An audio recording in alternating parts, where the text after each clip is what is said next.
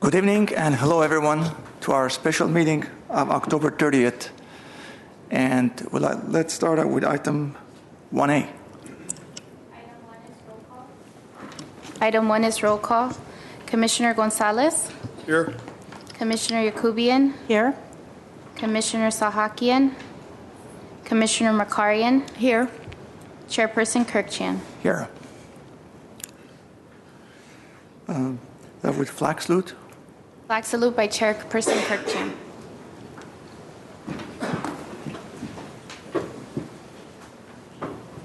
Allegiance To the flag of the United States of America and to the republic for which it stands, one nation, under God, indivisible, with liberty and justice for all. Thank you.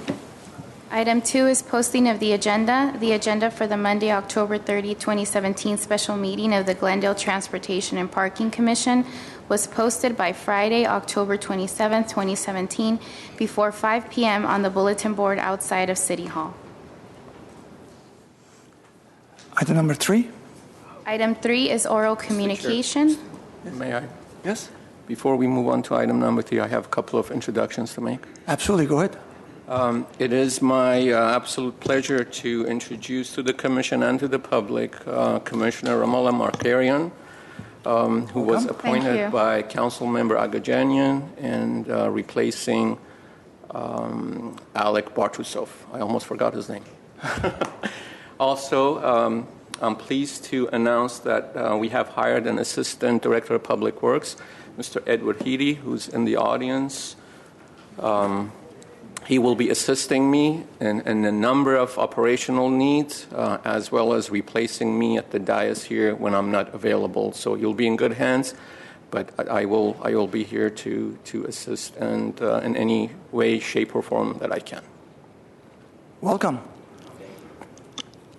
And welcome. Thank you. I'm just grateful for the opportunity. For all of us. Okay. Oral communication. Let's start out with Mrs. Zanko Armenian.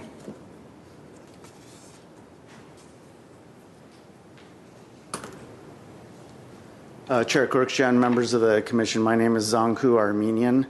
I am on the board of the Ross Moines Homeowners Association and a fellow commissioner on another commission, on a CDBG commission, but I'm here to speak as a resident of Ross Moines as well as a member of the board of the Homeowners Association.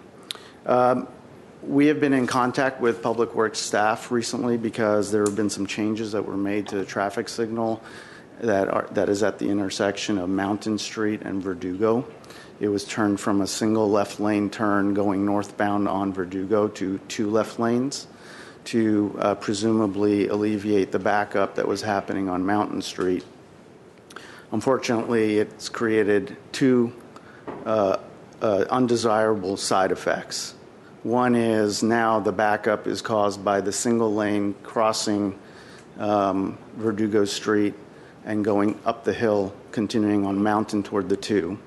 So trying to solve for one problem has created another problem. But the other more serious problem is that by accommodating and allowing for more traffic flow, it is now encouraging more traffic, cut-through traffic, through our residential streets in Ross Moines. I personally live on East Mountain Street at the intersection of Sinaloa, between Sinaloa and Ross Moines Streets. So I personally witness what goes on every morning and every evening and what the different hours create in terms of overall traffic. Mountain Street has already been increasing in traffic. We see that in terms of cut-through traffic from the college. The East Glen Oaks part of Ross Moines, which is kind of on the edges of Ross Moines neighborhood, is already a major cut-through. It's not even a residential street anymore, except that it is lined with houses on both sides. Now, Ethel Street, if you were to continue on East Glen Oaks, has turned into a major cut-through traffic pattern. I recognize that this is not, the intention of Public Works when it tries to address some of these issues. And I also realize that in the age of technology, The Waze app tends to give people different ways to get through traffic more quickly. But one of the fundamental values of living in Glendale is the quality of life in our neighborhoods. And I am here to tell you that the quality of life in the Ross Moines neighborhood is seriously diminishing and degrading because of the amount of traffic that we are seeing. And it's not just residents anymore, it's people cutting through. In addition, we now have a major safety issue with regard to that much traffic coming through. It is very dangerous today to cross mountain streets. You cannot let your kids anywhere out alone without serious supervision. Pedestrians are always being threatened because of the way people drive, unfortunately, which I know this commission and Public Works and we do not have total control over. However, even with the traffic calming measures that were put into the Ross Moines neighborhood years ago in terms of speed bumps, we see a significant amount of traffic flowing through at high rates of speed. Public Works, because of our recent meetings with them, did do some recent traffic count numbers, which we have not seen the numbers yet, but I'm confident we soon will. And I'm also confident that it's going to show an increased amount of traffic. What I'm here to ask for is that I think there has not been a comprehensive study of the traffic flows through the Ross Moines neighborhood, which is a really historic and important part of our city. It is actually one of the historic districts within our city. We need a comprehensive review of the traffic patterns and what the different signals in the neighboring adjacent areas where traffic flows onto more major thoroughfares, what those signals are doing or not doing in terms of either encouraging or discouraging cut-through traffic on residential streets. I'm also looking for consideration of some more serious measures potentially to discourage the cut-through traffic in terms of traffic calming.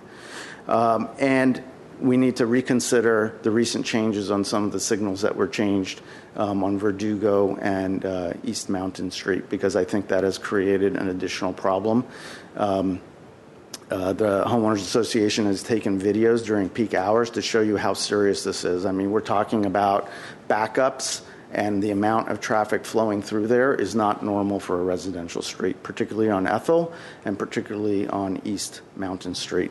So I'm hoping that we do have a meeting coming up with Public Works, but I wanted to bring it to the attention of the TPC because this is becoming an increasing problem and our residents are getting outraged, and we're going to start raising the issue even more from here.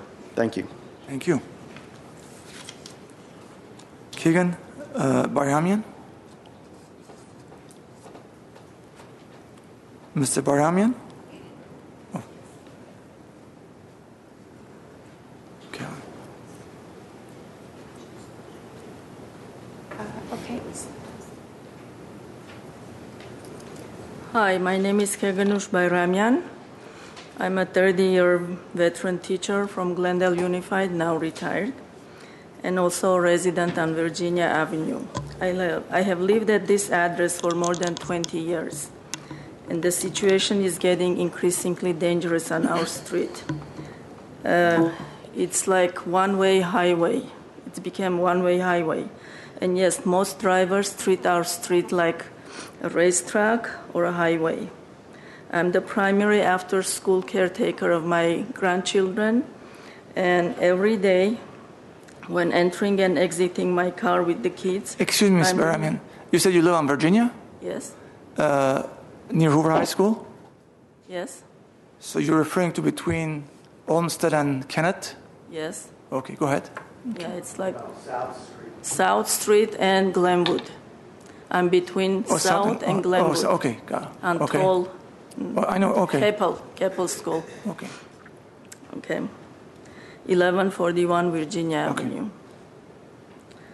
So I'm the primary after-school caretaker of my two grandkids, and I'm in a daily fear when entering and exiting my car with the kids.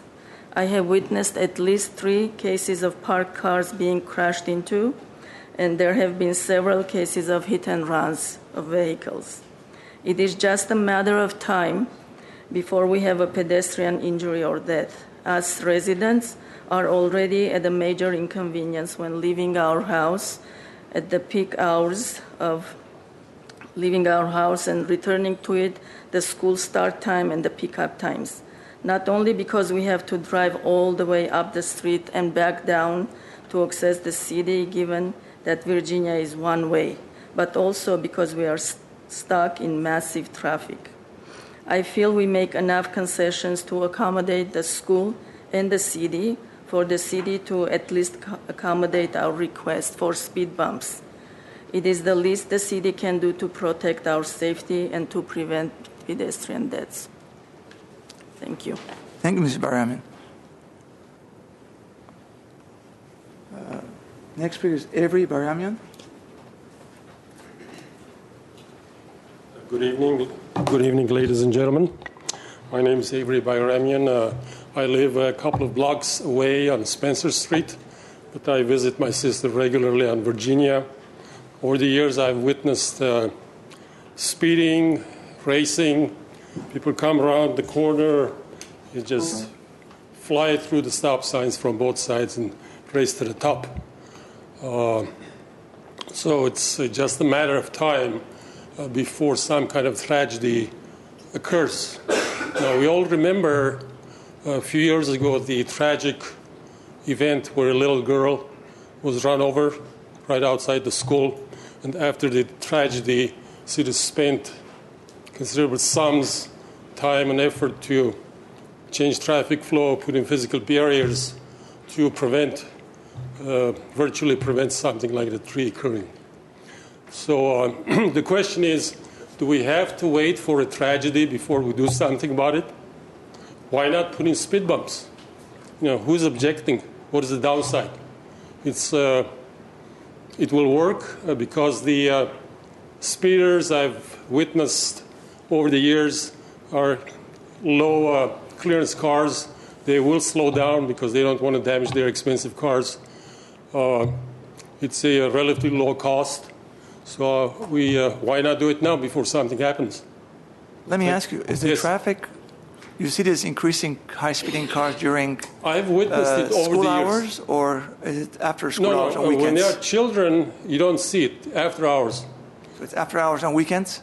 Weekends, wee hours. The racing, from my recollection, 2 cars racing up the street, it was maybe 10 p.m., 11 p.m., but I don't remember whether it was a weekday or a weekend.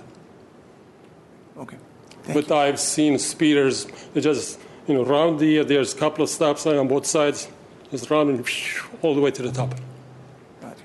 But no, when there are kids there, usually I haven't seen it. Okay. Thank you very much. Thank you. Thank you. Craig Boyer?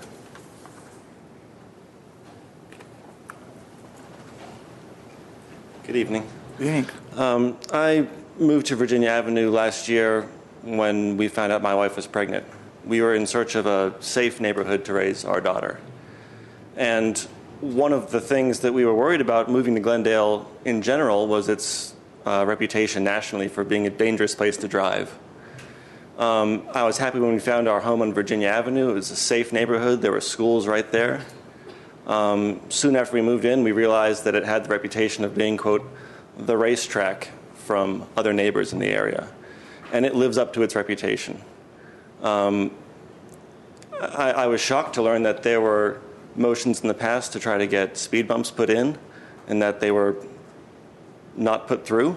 To me, it seems a common sense safety measure. It's a neighborhood full of young families like my own, and there's more and more young people moving in with kids. There's schools right there. I don't see any reason not to put in a safety measure to keep people from recklessly drag racing down the street at all hours. It is a safety hazard. Somebody was killed a few years ago. A car was damaged last year. It's a major concern. It's why I'm here tonight. And I would like to see common sense safety measures put in place. Speed bumps would make complete sense on that street. Could put one towards the beginning, one in the middle, and one towards the end. I heard before that one of the concerns was property values, not to put speed bumps in. Well, if what you have moving into the neighborhood are young families in search of a safe neighborhood to raise their kids, then it seems to me that having speed bumps and preventing people from drag racing would be a boon to property values.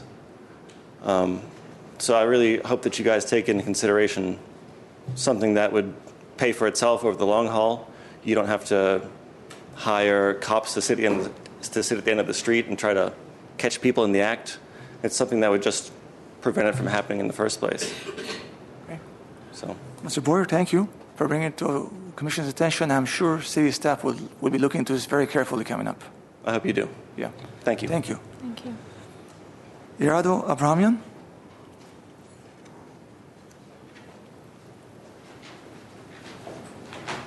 Good evening. I also wrote out my thoughts because I'm very passionate about this topic. I can attest to the absolute dire need for city action on both Virginia and Highlands Avenue, both in the Glendale neighborhood adjacent to Keppel, Toll, and Hoover High School. I lived on Virginia Avenue for 15 years, and I now live on Highland Avenue for almost 5 years. I'm keenly familiar with traffic violations surrounding the 3 schools there. I frequent Virginia Avenue on a daily basis to pick up my son from my parents' house after school hours, and I'm often faced with speedsters trying to pass me as I enter and exit the driveway of my parents' house. I'm also faced with plenty of wrong-way drivers, people who enter the one-way street from the north side, and now more so with the littering loiterers congregating alongside the Keppel fence who wrongly entered the street from Glenwood to reach their area of loitering. We have contacted the police department about this and have been asked whether or not they're bothering us. Yes, they are bothering us because they're entering the street the wrong way and littering our street. 4 years ago on Highland Avenue, my parked car was entirely totaled, when a driver crashed into it speeding down Highland during school pickup hours. Having just returned from the hospital with a newborn, just that day, my husband and I missed the crash by only a few minutes. And we have not stopped being fearful of our lives and that of our child and of all the children living on Highland Avenue since then. The speeding occurs at all hours of the day, to answer your question. It occurs during drop-off, pickup, as well as after hours, as well as 2 a.m., 3 a.m., 4 a.m. There is nothing on our narrow, crowded street to deter these drivers. Nothing. No humps, no bumps, no police presence. It is an absolute surprise that the incessant speeding at not highway, but Formula One racetrack speeds has not yet resulted in death on Highland Avenue. There isn't enough time here to describe the trauma of leaving from or returning to our house between 7:30 and 8:10 a.m. and from 1 to 3:15 p.m., let alone the time consumption and the frustration involved. We are truly being punished for living in proximity to schools. It would be a very welcome effort by the city to add speed humps to both Highland and Virginia Avenues. For streets adjacent to schools, you need to make exceptions to your rigid speed hump criteria and take into account the concessions residents on those streets already make to the schools and city alike. Thank you. Thank you. Thank you. Ruby?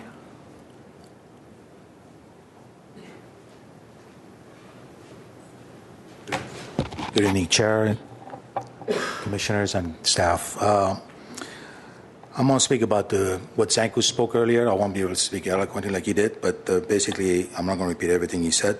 But what I would like to suggest about the corner of Verdugo and Mountain, the city, a couple of months ago, maybe 6 weeks ago, they added a second left lane going north on Verdugo, and they tweaked the traffic light.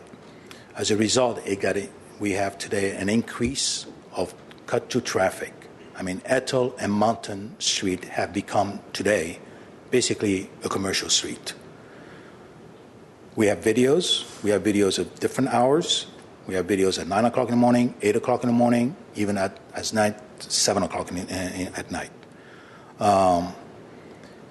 What I would suggest, if that's possible, is to at least tweak the traffic light way before folks come into Rossmoyne. Start tweaking the traffic light on Central, Brand. You have an opportunity on Louise Jackson, Geneva, Dryden, so people can take the commercial street going right and going north of Verdugo. Instead, the city did the last traffic corner, which is Mountain and Verdugo, and that resulted in an increase. It exacerbated, actually, more cut-through traffic. Now, I understand the city did some counting last week for 2 days. I don't know how they're going to compare to. If they're going to compare the last time they did a traffic count on Ethel or Mountain, I don't think it's reasonable, because what Rossmoyne did a couple of years ago, about maybe 15, 18 years ago, we installed traffic calming. I've been living in Rossmoyne for almost 20 years. So we installed traffic calming to reduce the traffic and speeding. Basically, it was a speeding issue and traffic. But it takes about 10 to 12 years to reduce the traffic. It didn't get reduced overnight. So I wish the city has done some traffic count before tweaking the traffic light and installing the second left lane, so they can compare what they've done against 2 months ago or a year ago. So I don't know how they're going to compare. I don't know what the comparison means, but I can guarantee you the traffic got increased drastically. It's all about quality of life issues. I mean, we live all in residential neighborhood. There's no apartments. Today, when I get up in the morning, I used to hear birds singing. Now I hear just mufflers and honking. I mean, this is unacceptable. It's really unacceptable what's happening. It was bad before a little bit. I just wish the city did a better an improvement what we have. Instead, what happened unintentionally, I'm not blaming the city per se, it got worse. So and it doesn't matter if it's coming from northwest, it doesn't matter. People coming from North Glendale, they still make a right turn on Mountain and then take Ethel Street. I follow them, by the way. I do follow them. They go all the way down to the Burbank, past Alameda. The same thing when they go north. They either go La Crescenta neighborhood or Verdugo Woodlands or La Cañada. So they're not taking the freeway, or they're not taking the major route that they're supposed to. But if you do tweak the traffic lights specifically on those streets I just mentioned, it will improve, at least at the minimum, the folks who don't have a voice, the 800 blocks, the 900 blocks of Glen Oaks. I mean, it's really, I won't buy a house there. It's really, really bad. We should improve that situation for them, even though they don't speak. But that will alleviate tremendously about the issues that we're facing today. Now, just remember the traffic calming, the purpose of the traffic calming that was installed mainly was the speed issue that we were facing. Today, high-end cars don't even feel it. Okay, I mean, the Beamers and the SUVs, they don't even feel those bumps. But at least it alleviates half of the cars we have on our street, such as the small cars. But cut to traffic, it got improved. But what I would say to you, the speed bump mainly was issued, had to do with speeding issues. It helped on the cut to traffic, and it took a long time to reduce the traffic. So I hope the city looked at this very seriously and take note what we're saying. And I mean, I live in that neighborhood, like I said, and I see this on a daily basis. So I hope Mr. Rubik-Olayan and the new assistant manager will help us, and including Mr. Pastor. We're coming up with a meeting, and we'd like to see those numbers, and hopefully there is a solution. You know, the best thing we can do, I mean, if you look at other cities, what they've done, they literally block the residential neighborhoods. If you go to Burbank, next to Warner Studios, they have a blocking. You go to West LA and where the Getty Museum is, to protect the neighborhood, they just made specifically on Sunset, they just blocked the whole thing, so people don't have a cut to traffic. So, and look at our own neighborhood, Coronado. About 20 years ago, they blocked the streets, so there is no cut to traffic. We have to protect our residential neighborhood regardless where we live. Doesn't matter if it's Rossmoyne, College Hills, any neighborhood. So that's my suggestion. Thank you. I think the answer to that, Mr. Galanian, is Glen Oaks connection to Verdugo. I think once that happens, it's going to alleviate all the problem. Is any of our Metro dollars going to be going towards connecting Glen Oaks to Glendale Avenue? Is that works by any way? Chair Kirkjian's member of the commission, that's a concept that has not been put down on paper or designed in any form. Measure M funds are available. We are working with our neighboring cities to generate a list to submit to Metro for approval. There's also SB1 funds that have a category for congestion relief that provide funding for these sort of elements.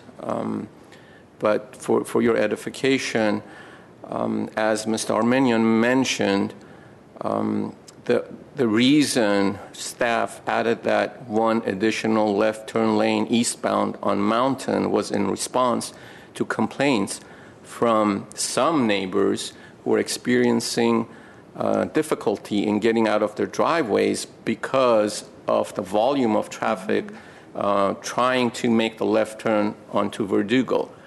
Unfortunately, as an unintended consequence, it appears, and this is not the first time I'm hearing about these increased volume of traffic within the Rossmont area streets, the consequence was apparently, despite the presence of speed humps on several of those streets, it appears from the videos that I've seen that there is an increase in volume.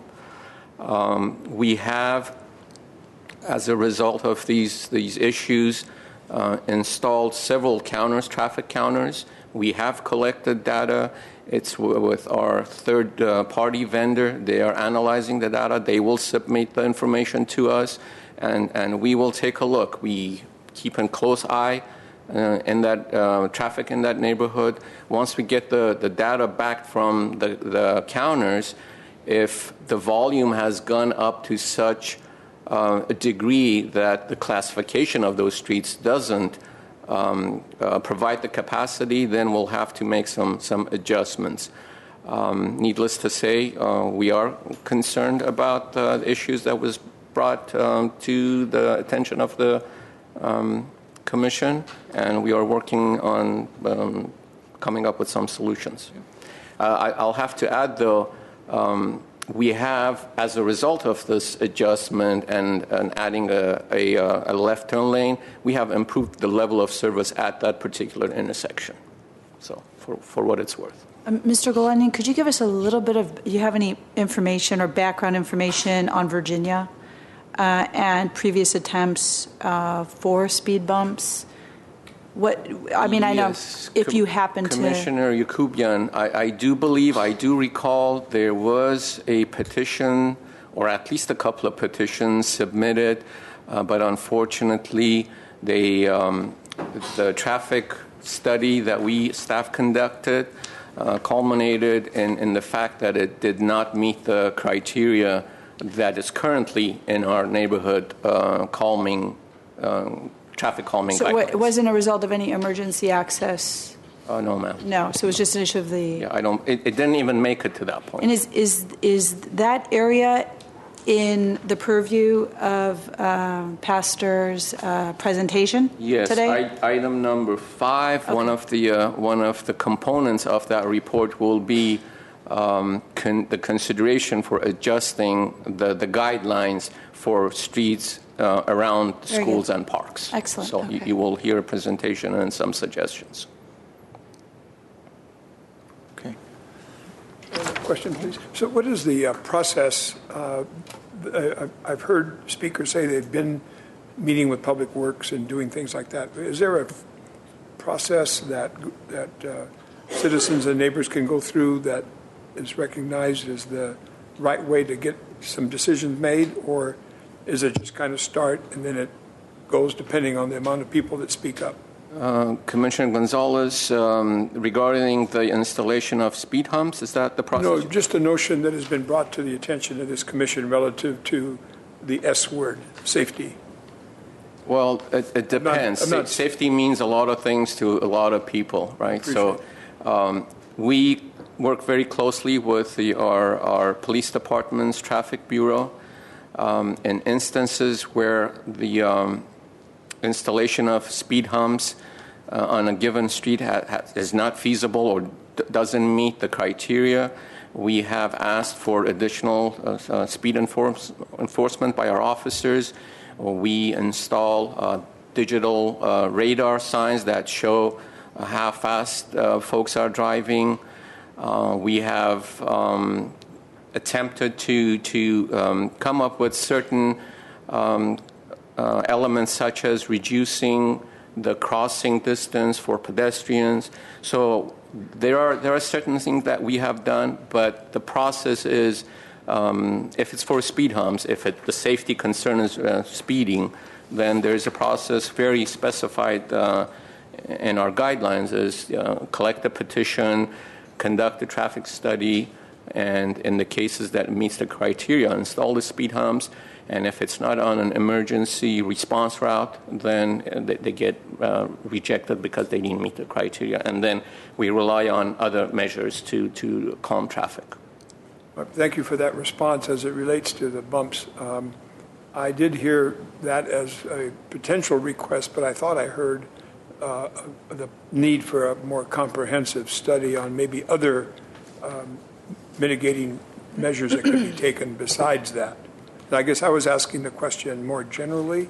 Right, Commissioner Gonzalez, in that case, if it's a request for a more comprehensive wholesale study, no, there is no process. It's simply make a request to the Public Works Department, and depending on resources, unfortunately, currently we don't have the resources to conduct such wholesale studies within our own forces, but we also have the option available to us to hire consultants to conduct such studies.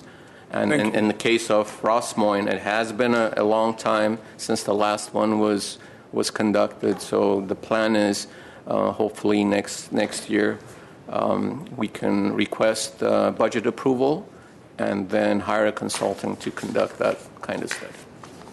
Thank you. Can I just jump in real quick?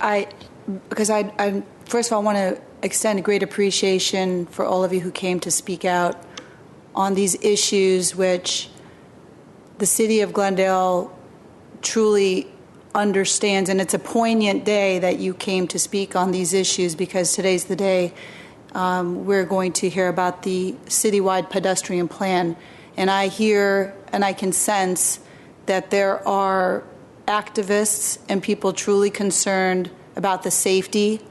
And I would love to invite you to stick around and hear the presentation, and also, as it would be explained, how you can give your input, because it's very valuable, your perspective, where you live, near schools, on racing streets, the way you see things all adds to the conversation, which then helps the city and staff put together a great plan. So I know some people will leave, but I invite you to stick around and listen to that. Thank you. Any comments? No, today's my first day, and I really appreciate all the comments and people coming forward raising concern and safety. And I mean, firsthand, I work at Glendale Adventist Medical Center, and firsthand we experience some of the public's concern, especially when it comes to our ER, and we want to make sure that we address all of the concerns that are brought forward to this commission. One more thing, Mr. Galanian, do we have any jurisdiction over who are high school? Because I'm sure there are a lot of high school students that they go to school with their cars. If there are 30, 40, 50 students that they drive to and from high school every day, if they can stop those, there will be that many less cars during that rush hour, that 10-minute period they're getting to and from school. Can we sort of disallow that? Do we have any jurisdiction over that? Mr. Chair Kirkjian, I don't quite understand the question. Generally speaking, no. The school district is a state entity, and we don't have jurisdiction. We have a close working relationship with all of our schools, but I don't see how we can disallow any motorist using the public streets. No, but maybe they can charge for parking so many dollars a month, and it attracts students from driving to school every day. Those high schoolers. In that case, then they have to come up with some alternative form of transportation to get them to school. But we'll broach the subject with them and see what they can do in that regards. Okay. Any other comments? Any other questions? Okay, let's go to item number 4. Item 4 is information only, pedestrian plan update by Justin Robertson. Hi, good evening, Mr. Chair and Commissioners. My name is Justin Robertson. I'm a planner with the Community Development Department. Tonight we're pleased to present on nearly 2 years of work in the community, developing a comprehensive, coordinated, and data-driven approach to pedestrian safety in Glendale. And what a fine night to be giving you this presentation and hearing from the community firsthand. All of this is part of the public review process of this new plan, and I'm really glad I'm here tonight. So a little background on the project. In October 2013, the Glendale City Council formed a pedestrian safety task force as a subcommittee of this commission. 1 year later, the task force completed its work with a list of recommendations presented to the City Council. One of those recommendations was to develop a pedestrian safety action plan. In response, the City Council accepted $1.5 million in grant funding to develop a safety education initiative, a Safe Routes to Schools program, and a citywide pedestrian plan, all under the B Street Smart Glendale banner that you might have seen around town. So, the draft plan is now out for public comment at bstreetsmartglendale.com. And before you on the dais tonight, I encourage you to flip through that and go online and check it out as well. And tonight, our consultant on the project, Jennifer Whelan from Nelson Nygaard, is here to tell you more about what's specifically in the plan and why, and how Glendalians can weigh in on this draft plan before it goes to the City Council for approval. Jennifer? Thank you, Justin, and thank you, Commissioners, for having me here tonight. I am pleased to have the opportunity to give you a quick overview of many, many pages of work. I'm not expecting you to flip through all 300 or however many are in front of you while we talk tonight. But I do want to highlight a few key things related to the development of the pedestrian plan and really hone in on why the plan. What are the reasons? And I think you've heard some of those tonight. Speeding, safety, people worried about their children, people worried about older adults in the community. And so we'll kind of talk through what some of the challenges are facing pedestrians in Glendale today, what the solutions are that we've developed as part of the pedestrian plan, working closely with the Pedestrian Safety Advisory Committee, and where we go from here to move forward to implementation. So as Justin mentioned, we started this process back in February of 2016. And we began with about 6 months of research and community outreach that culminated in part 1 of the plan, which we called Taking Stock. And so that was an assessment of what's working today in Glendale in terms of pedestrian safety and pedestrian infrastructure and where we have opportunities for improvement.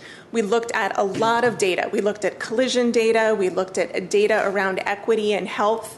We looked at where there is and where there isn't infrastructure to really understand all of the good work that the city has been doing and where we might have opportunities to build upon that. Then, working closely with the Pedestrian Safety Advisory Committee, we turned our attention to action. How do we take what we learned through those 6 months of outreach and analysis and shape it into a list of projects and a list of programs that will help to get at the root causes in terms of the challenges with pedestrian safety in Glendale? I mentioned the Pedestrian Safety Advisory Committee, as Justin did. We were really fortunate to have, this is a subset of our group, but we were really fortunate to have a group of 20 plus community members, city staff. Mara was a representative of this commission to be able to ensure that your voices are represented, but had people from across the city helping to shape the recommendations that are part of this plan. So where did we begin? In addition to the work of the Pedestrian Safety Task Force that Justin mentioned, we are building from a really strong planning foundation in Glendale. It's not that this is the first time you've tackled questions and issues around pedestrian safety. The downtown specific plan, for example, really focused on strengthening downtown's pedestrian, bike, and transit-oriented characteristics, and was one of the first plans that started to envision this citywide pedestrian plan. The Pedestrian Safety Task Force, of course, was really the impetus for this, calling for the Pedestrian Safety Action Plan. And the work that the city has underway on the South Glendale Community Plan is also tied to this. The ability to vet some of our recommendations through that community plan has been particularly important, and there has been a strong focus on pedestrian safety as part of the South Glendale Community Plan. The other things that I want to note are some of the key highlights of what is really good in Glendale. There have been a lot of investments made in working to improve pedestrian safety. And so part of what we want to talk about tonight is the way that we can amplify those investments. One of the new initiatives that is, again, an umbrella for the pedestrian plan is B Street Smart Glendale. The image on the bottom left is one of the many billboards that are up around town that really focuses on getting people walking, biking, and driving to think about taking responsibility for their actions and ensure that we're working to keep one another safe on our roads. The Safe Routes to School program in Glendale has been around for quite some time and is a very strong program. And I understand that tomorrow evening, Council will be acting to authorize even more improvements as part of that program, including some in the areas near Virginia and Highland that we heard a little bit more about. I will say also, in terms of the walking supports that exist in the city, you do have a really strong network of sidewalks in the city of Glendale, which is a leg up on many communities. Where we really see some of the challenges and opportunities with this plan is in getting people across the street. And so we'll talk more about that in just a second. So what are some of those challenges that we're facing when we talk about pedestrian safety and the collisions in the city? The biggest challenge is that as we look back to data from 2003, and what you're seeing here is 2003 to 2013, we've also looked at more recent data than this. But the bottom line is that on average, there are 97 people, 97 pedestrians specifically, who are hit in Glendale each year. So that means nearly 100 people walking every year. Almost a little over 11% of those collisions that involve pedestrians resulted in severe injury or fatality. And about 40% of all of the traffic fatalities in the city were pedestrians. We can talk a little bit more about what some of the root causes are as we look at that, but the other key piece that we focused on in some of our early analysis is who is being hit when they are walking. What this chart shows you, so the little blue dots are the percentage of the Glendale population that falls into each of these age ranges. And the red bars are pedestrians involved in collisions. The most important thing to look at here is when a red bar goes beyond a blue dot, because that means that that age group is overrepresented in the collision data. So what we see here is that young people, especially between the ages of 10 and 19, and then our older adults, especially over the ages of 65, are overrepresented in our collision data. We also took a really close look at what is happening when a pedestrian is hit. And we looked at the locations where pedestrian-involved collisions are happening, as well as some of the other factors involved. We look at time of day. We take a look at speed. If there's information about other factors, such as distracted driving, we try and capture that, although that information is not always available. But what we do know is that the vast majority of collisions are happening not the vast majority, but the majority of collisions are happening at intersections. And we actually see most of them happening when vehicles are turning, which is not surprising. When a vehicle's turning, the driver is paying attention to a lot of things, including people crossing the street, oncoming traffic, and so forth. So about 18% of the collisions involving pedestrians in Glendale happen when a vehicle's making a left turn at an intersection.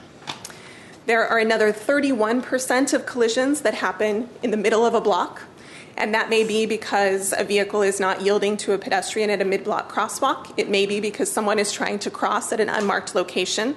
And then unsignalized intersections are about 28% of our pedestrian collisions. Probably one of the most powerful pieces of analysis that we did as part of the first phase of the plan was to look at something that we call collision density. And so we look at where are the locations in the city where collisions are happening most often, and how do those string together to form corridors. So through our work, we identified 17 high collision corridors in the city of Glendale. These 17 corridors are 9 miles of the city's street network. It represents just 2% of the total arterial street network in the city, but 40% of pedestrian collisions happen on those corridors. So what that tells us is that if we focus our resources on those corridors, we have a real opportunity to improve safety and make a significant impact.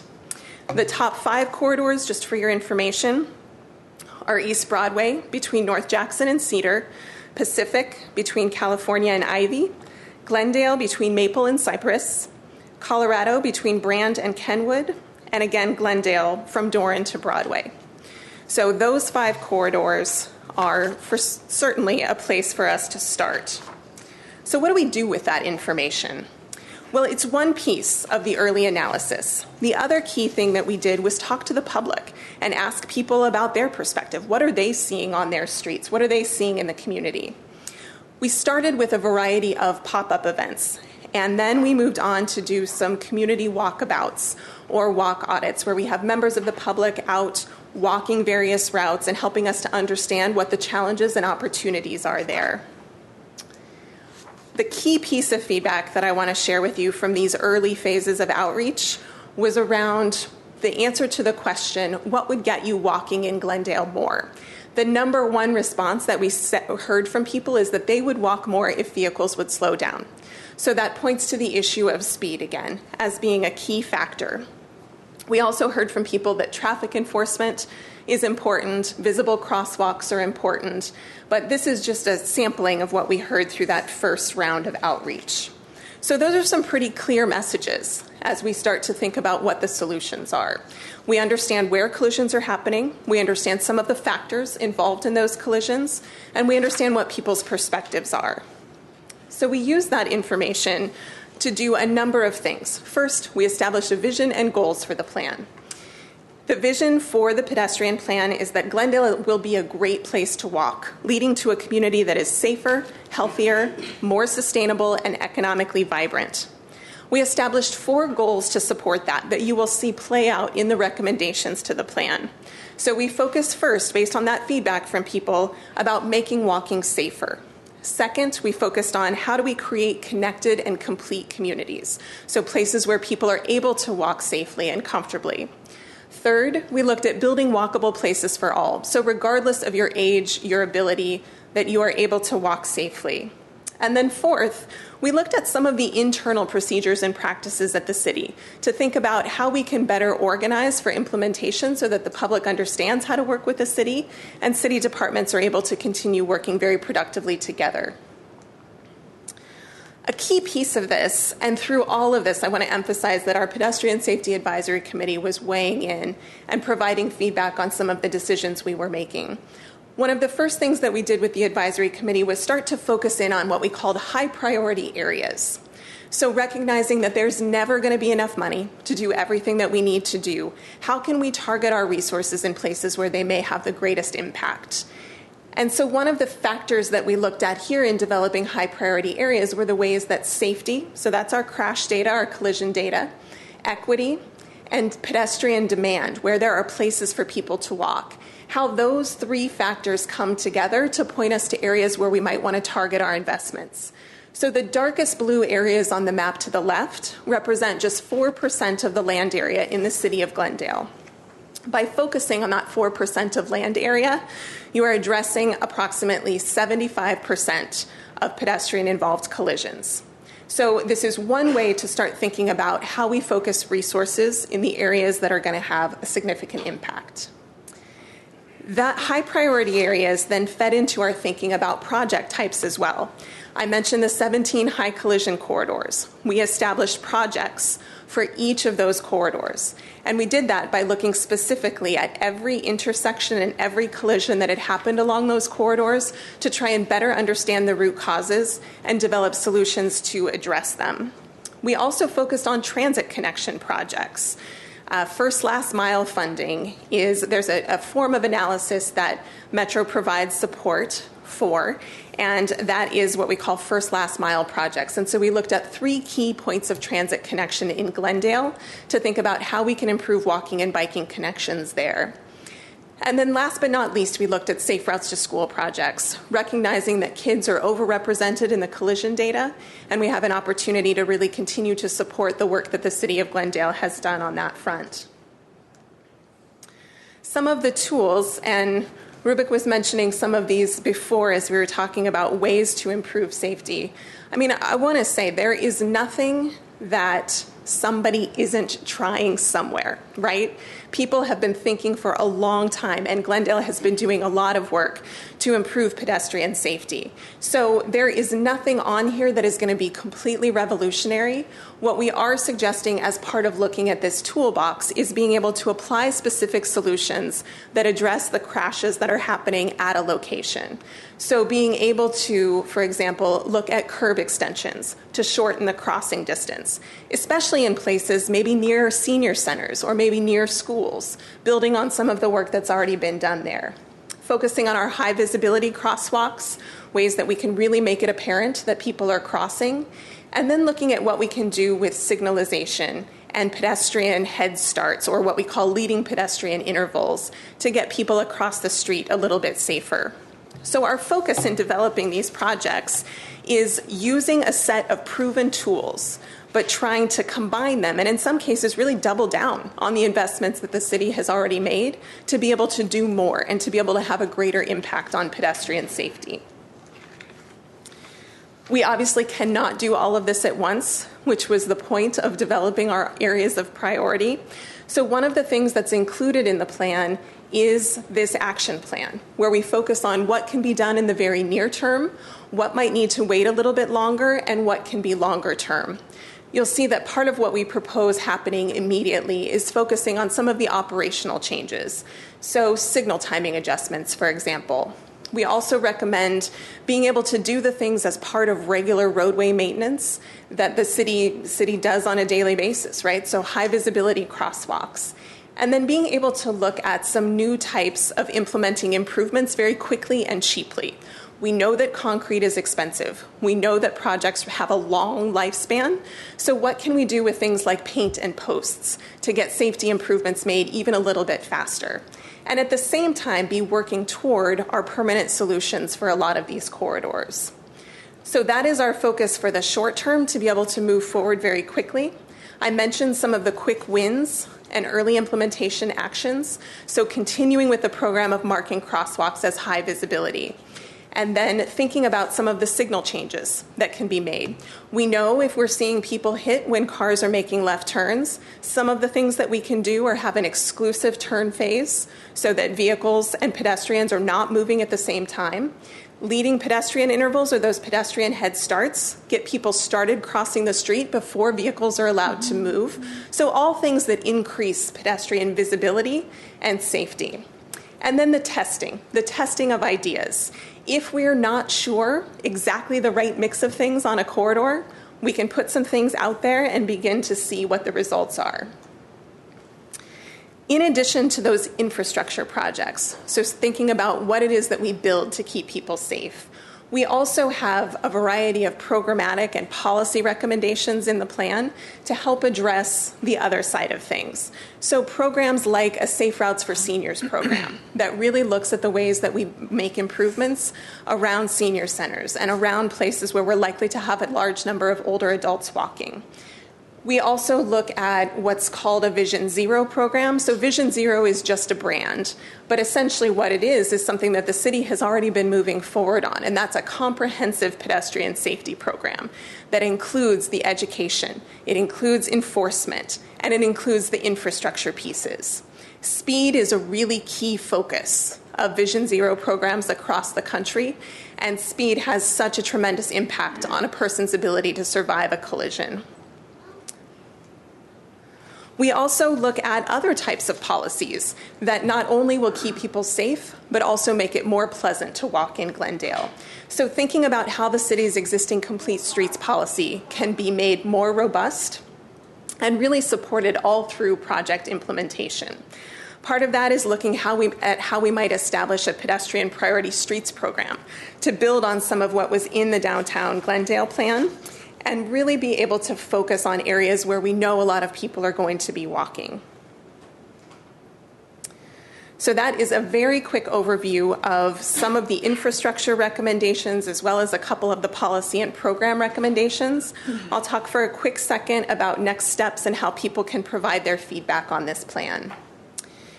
On October 2nd, we launched our outreach period for this plan with an event at the Noma Paseo. And we used, this might look just a little bit familiar to you from that outreach I was showing from earlier in the plan, where we asked people to tell us what would get them walking more. We created a large mural to represent people's feedback. And again, this was very focused on getting cars to slow down. So we use this as a way to grab people's attention and invite them in to provide comment on the plan. We did a pop-up activity that day. As Justin mentioned, the plan is online, available for people to review at bstreetsmartglendale.com. In addition to the complete document that you have in front of you on the dais, there is also a short executive summary. It's about, I know I'm going to say short, and now I'm going to tell you it's 40 pages. But I promise, it's very graphic, it's easy for people to read and understand, and hits all the highlights of the key recommendations in the plan. So that is an easy way for people to be able to review and provide comment as well. We have a very short online survey that people can access through bstreetsmartglendale.com. We ask people just a couple of simple questions about their thoughts on the draft plan, one of which was whether they agree with the vision for the plan. And we are hearing overwhelmingly from people that they do support the vision of the plan and the direction that we're trying to go. So we've had about 70% of people say they definitely support the vision, and another 25% or so of people say that they mostly agree with the vision. So our next steps then, we intend to continue accepting comment from the public through the month of November. The city is working right now to finalize an additional outreach plan that will carry us through these next month or so. They just have done a big social media push this past week, which has generated a lot more online responses, and are starting to think through what some community briefings and other types of outreach might look like. If we need to make any revisions to the plan, we will tackle that once the outreach is done, and then bring the plan to City Council for approval in 2018. And with that, I would love to answer any questions that you might have.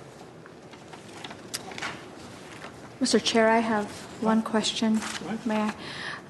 So based on your presentation, great presentation, I think you covered so much, a lot of great information, and I know that so much work went into this project.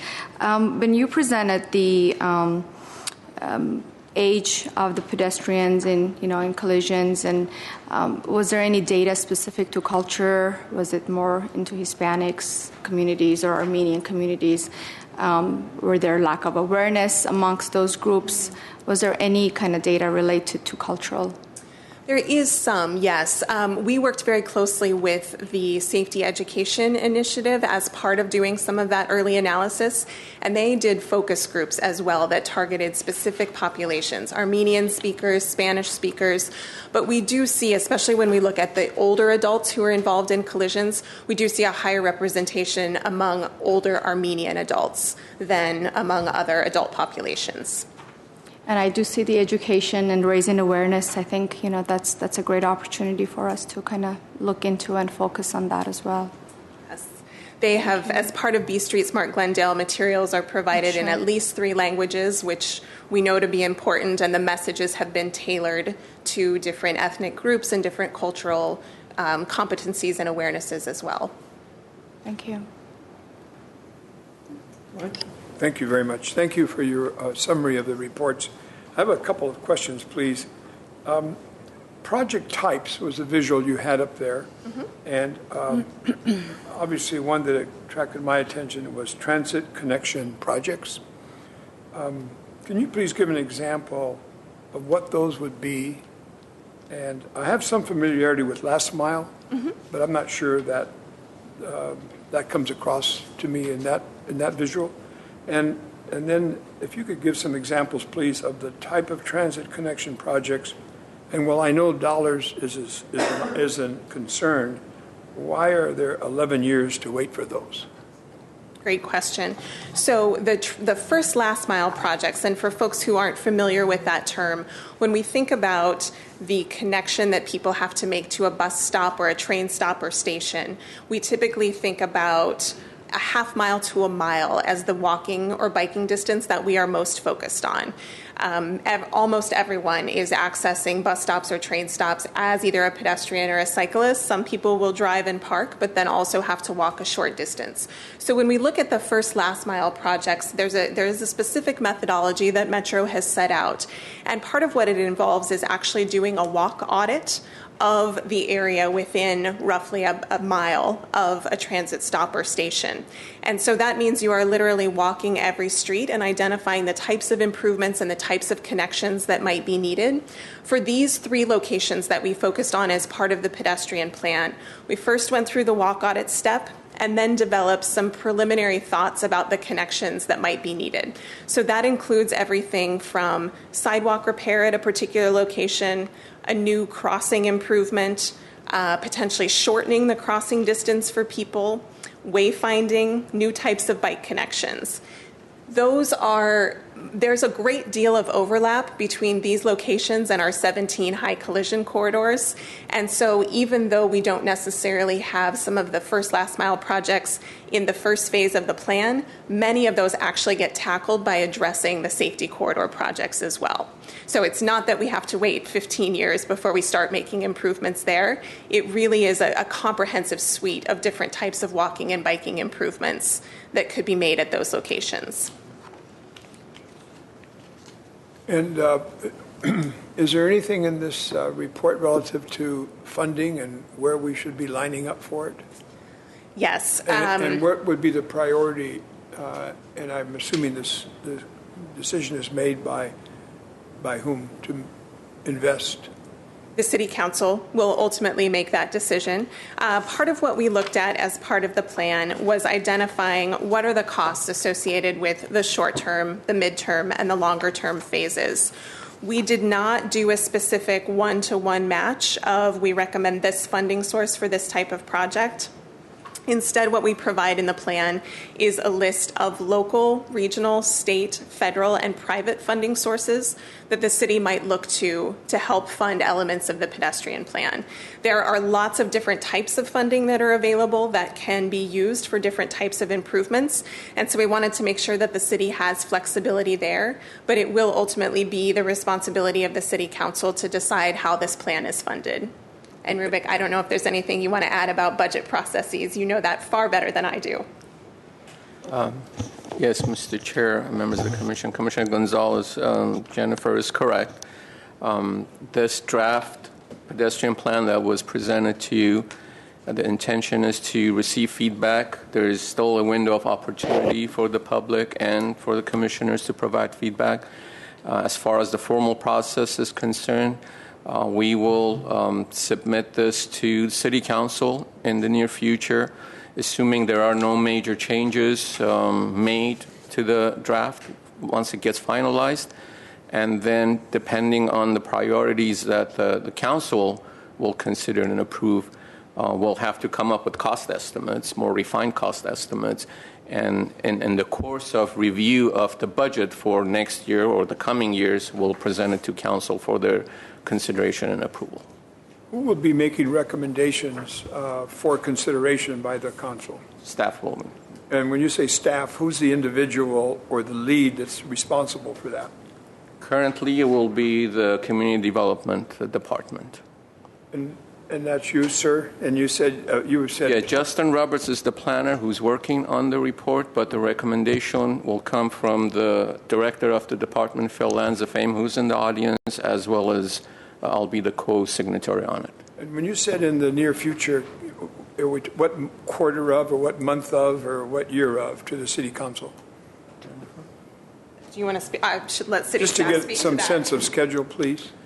So some of the recommendations in this plan, because this plan and the South Glendale Community Plan are more or less on parallel tracks, some of the recommendations in this plan were part of the environmental review for South Glendale. So to adopt the pedestrian plan, we will have to first get through the South Glendale Community Plan adoption process, possibly conduct additional environmental review on this pedestrian plan. So we're looking at probably spring of 2018 for the City Council to finally bless this plan. And make decisions potentially relative to priorities recommended by city staff. That's right. So the draft plan that you have in front of you now, further towards the back, there's a chapter with a large table of specific recommendations with phasing, with some cursory price tags attached to them, and that's all part of this review process. And so you are absolutely able to weigh in on those priorities now. And that's the one that's listed draft but dated a year ago. No, that's part one. That's the existing conditions report, sort of setting up the justification and the background and the data we need to make the recommendations in part two. So if you look at the second document dated, I think, September of this year, July or September of this year, that has the recommendations in it. And the recommendations in there, as Jennifer was saying, come directly from not only where are the collision hotspots in town and what is it about those hotspots that make them hotspots? What can we learn about what's right and wrong with this intersection, with this street, and how do we directly address those issues with it? But we're directed to specific places and specific kinds of projects through that prioritization framework, the maps that Jennifer was showing with the different degrees of color and the 4% of the city's land area and all of that. That's been part of the prioritization process as well. And our Pedestrian Safety Advisory Committee was involved in setting those initial priorities for our number crunching. Commissioner Gonzalez, it's important to note that as Public Works Department or as the City of Glendale, we obviously are not going to wait until such time that this plan has been adopted. As Jennifer mentioned, there is nothing revolutionary about the recommendations made in this draft plan. And we have been for a number of years implemented certain traffic calming guidelines, safety improvements, and again, as Jennifer mentioned, in a couple of weeks, not tomorrow night, but next Tuesday, I'm taking an item to council for the approval of a $1.25 million worth of project in and around schools. That includes Hoover Keppel Toll, amongst other schools, as part of the Safe Route to Schools program that we've had in place for a number of years. City councils and City Council in the past years have adopted budgets, approved budget. Obviously, they're concerned with pedestrian safety, and we do have funds available to implement some of these recommendations as part of our street improvement projects as we tackle them per our approved plan by City Council. So we're not in a waiting mode, but this will be an icing on the cake. So the word draft is used on the September 2016, which is taking stock, part one, but then part two, just July 2017, is not a draft. This is what is... They're both drafts. Okay, Until they're adopted by the City Council, okay, we can consider them in draft form. Both of them are drafts? Yes. Okay. So these taking stock have not been blessed yet. This is still going to be reviewed. That's right. So that will have an impact on the taking steps. Potentially, yes. Again, a lot of what's in taking stock is just sort of presenting the data as it is and not doing much analysis on it at all. That's all in part two. And so that's us doing our homework. And that incorporates initial public feedback when we went out and we were in parks, we were in schools, we were doing tabling at city events and hearing directly from people. That's the sort of information. The art project, that's the survey responses, all of that is what comprises part one, as well as a review of what is the city already doing. As Rubik was saying, the city of Glendale has not been sitting on our hands with regards to pedestrian safety improvements over the years, or public education campaigns, that sort of thing. But one of the major justifications for doing this work at all is this let us take a broad survey of all the things the city has been doing, whether it's, the police department and they're getting their own grants and they're doing their own thing versus public works, and looking at it from mostly an engineering side, CDD, and public works earlier was leading the way on safe routes to schools, and this brings it all together and also looks at what other places are doing too. So as I said, part one is all about us doing our homework. Thank you. Well, yeah, I'd like to say something. As a member representing the TPC on this advisory and this task force, along with Commissioner Bartusoff, I want to give a shout out to him. First, I just want to thank you, Jennifer, Justin, for coming tonight, and actually having been through the process, to see you condense as much as you can of 2 years of work into 20 minutes for the public to get a taste of what exactly happened in that room with extraordinary people. And I just want to make this personal observation. The community was so well represented, from residents to the police to the fire to the homeowners councils to community development to every, it was truly a pleasure, a privilege to be around such astute, intelligent, and passionate people, all of us trying to focus on the same problem. I want to make the observation that the residents of Glendale may not know this. Sometimes it takes reminding how fortunate the people of Glendale are, the residents are. And some may say, wait, what are you talking about? The streets are so dangerous. I don't like to. It is extraordinary how the city has reached out to the residents to get input, to hear their concerns. I don't know offhand other cities who have made such active, proactive efforts to reach out to the community like this and to get their input. And I can say firsthand as a witness of this committee that when I went on walkabouts, when there was a resident, just happened to join in and made a comment, that comment, it just worked its way into the plan. I mean, people, what they said really held a lot of weight. I mean, instead of tossing it aside, it was highlighted. I mean, that's how important the city holds the comments of the residents. And so I just want to underscore the point that this is it. This is the time.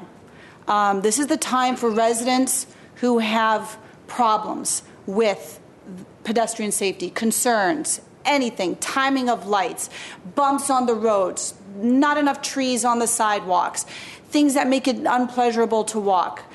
This is the time to speak out now. This, it's extraordinary. And I'm not saying this because I was invested in it and, I gave a nice chunk of my time and life to this. But what's extraordinary about it is the thoroughness of it. It is, and Rubik was mentioning, this isn't like rocket science. I mean, things aren't in here that, not necessarily, wow, we never thought of that. What is amazing about this document is it's basically, metaphorically, putting on the most technologically advanced glasses on a city that's been blind for some time. And I don't mean blind in the bad way. Blind is struggling to see the difficulties and where it is. This really shows it with the extensive data analysis and Justin, the way you extrapolate, information to help make this so great. So since it's football season, I'd like to equate this to being the playbook. And this is the playbook to win the Super Bowl. And I want our QBs in the city council to take this and score touchdown after touchdown after touchdown for the city of Glendale. It's time. The people have wanted it. The last thing I want are fumbles. And as the gentleman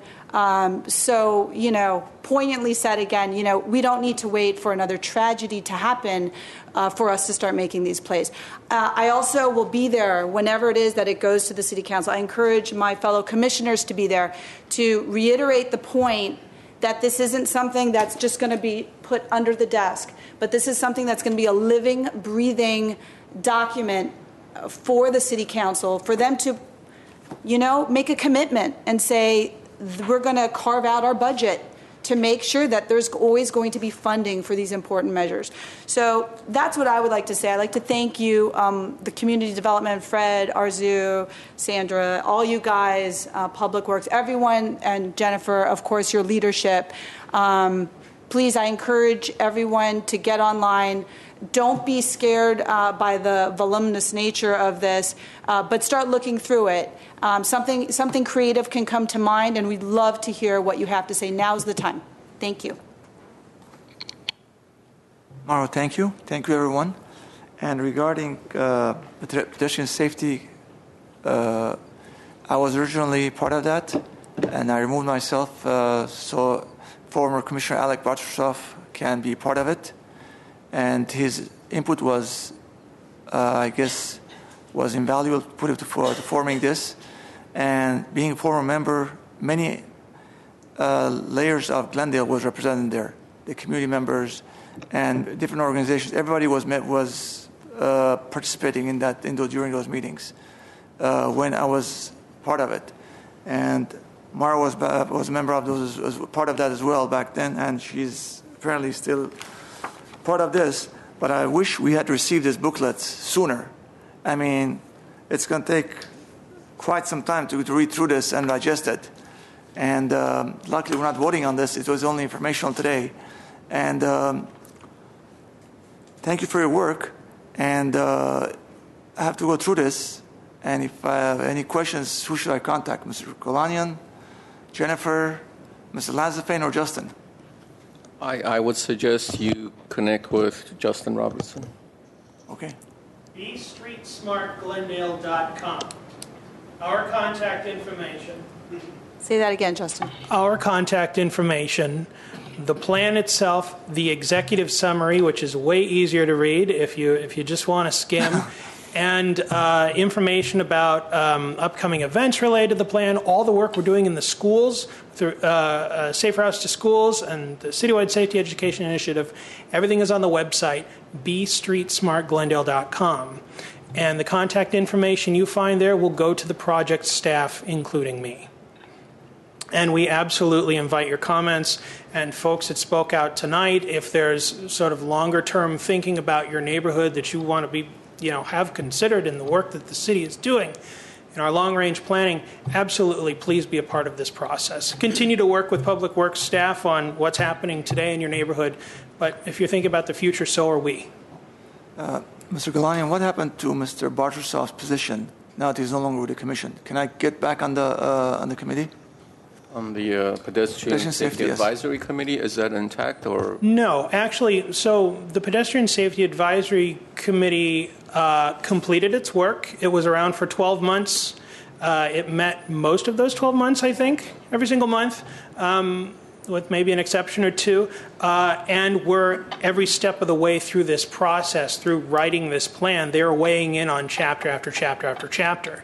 And so with them saying, this is a finished draft, they've completed their work in reviewing the draft and getting it into a position where it's ready to go out to the public. So that draft is representative of the stakeholders that were part of that group. So commissioners from this body, Glendale Homeowners Coordinating Council, Glendale Healthy Kids, the Glendale Unified School District, city staff from various departments, Downtown Glendale Association, the Chamber of Commerce, LA County Department of Public Health, all were part of this group that wrote that plan that's in front of you today.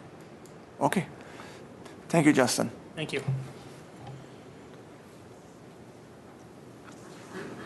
Let's proceed to item number 5.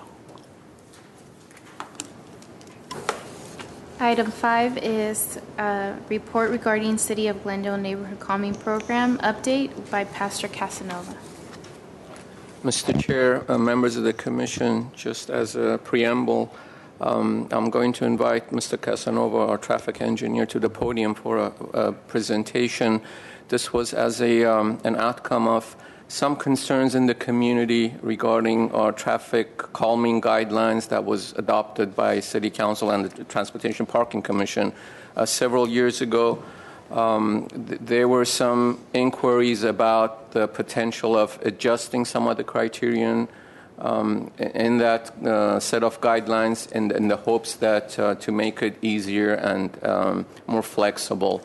And staff have done some research. They're going to provide to you their findings and recommendations and receive your feedback. Thank you. Mr. Casanova.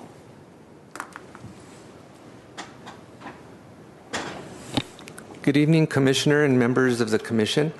My name is Pastor Casanova, and I'm with Public Works Engineering, Traffic Engineer 2. Let's see if I can figure out how to use this.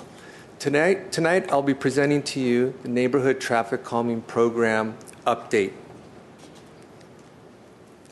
Public Works has received community feedback regarding our existing Glendale Neighborhood Traffic Calming Program guidelines. Primarily, we grouped the feedback into 4 categories that offered concerns regarding 4 criteria: the minimum speed, the minimum traffic volume criteria, and the minimum community consensus support percentages that are required in the Neighborhood Traffic Calming Program. Secondly, the community expressed concerns and questions regarding provisions around schools and parks and whether or not that was part of our Neighborhood Traffic Calming Program. In order to be responsive to the community and the concerns that were brought up that I listed, Public Works reached out and researched 11 other cities in California. We selected the different cities based on geographic proximity to Glendale, similarity in size, population, and we also selected a few of cities that specifically had school and park components in their traffic calming guidelines. And we also took into account the availability of the information, because not all cities have their information readily available. We reviewed the city's websites. We contacted city personnel on phone, spoke to them directly, and also set up face-to-face meetings with them when time permitted in their schedules. I do want to clarify that our focus in the research that we conducted was to be responsive to the concerns that were brought up to the committee. To Public Works that the community brought up. So the 11 cities are listed on the PowerPoint. Adding Glendale, that makes a data set of 12 total cities that we'll be comparing, starting from the top: Anaheim, Burbank, Glendale, Long Beach, Los Angeles, Pasadena, Paso de Robles, which I'll call Paso Robles, Sacramento, San Jose, San Mateo, Santa Ana, and Santa Clarita.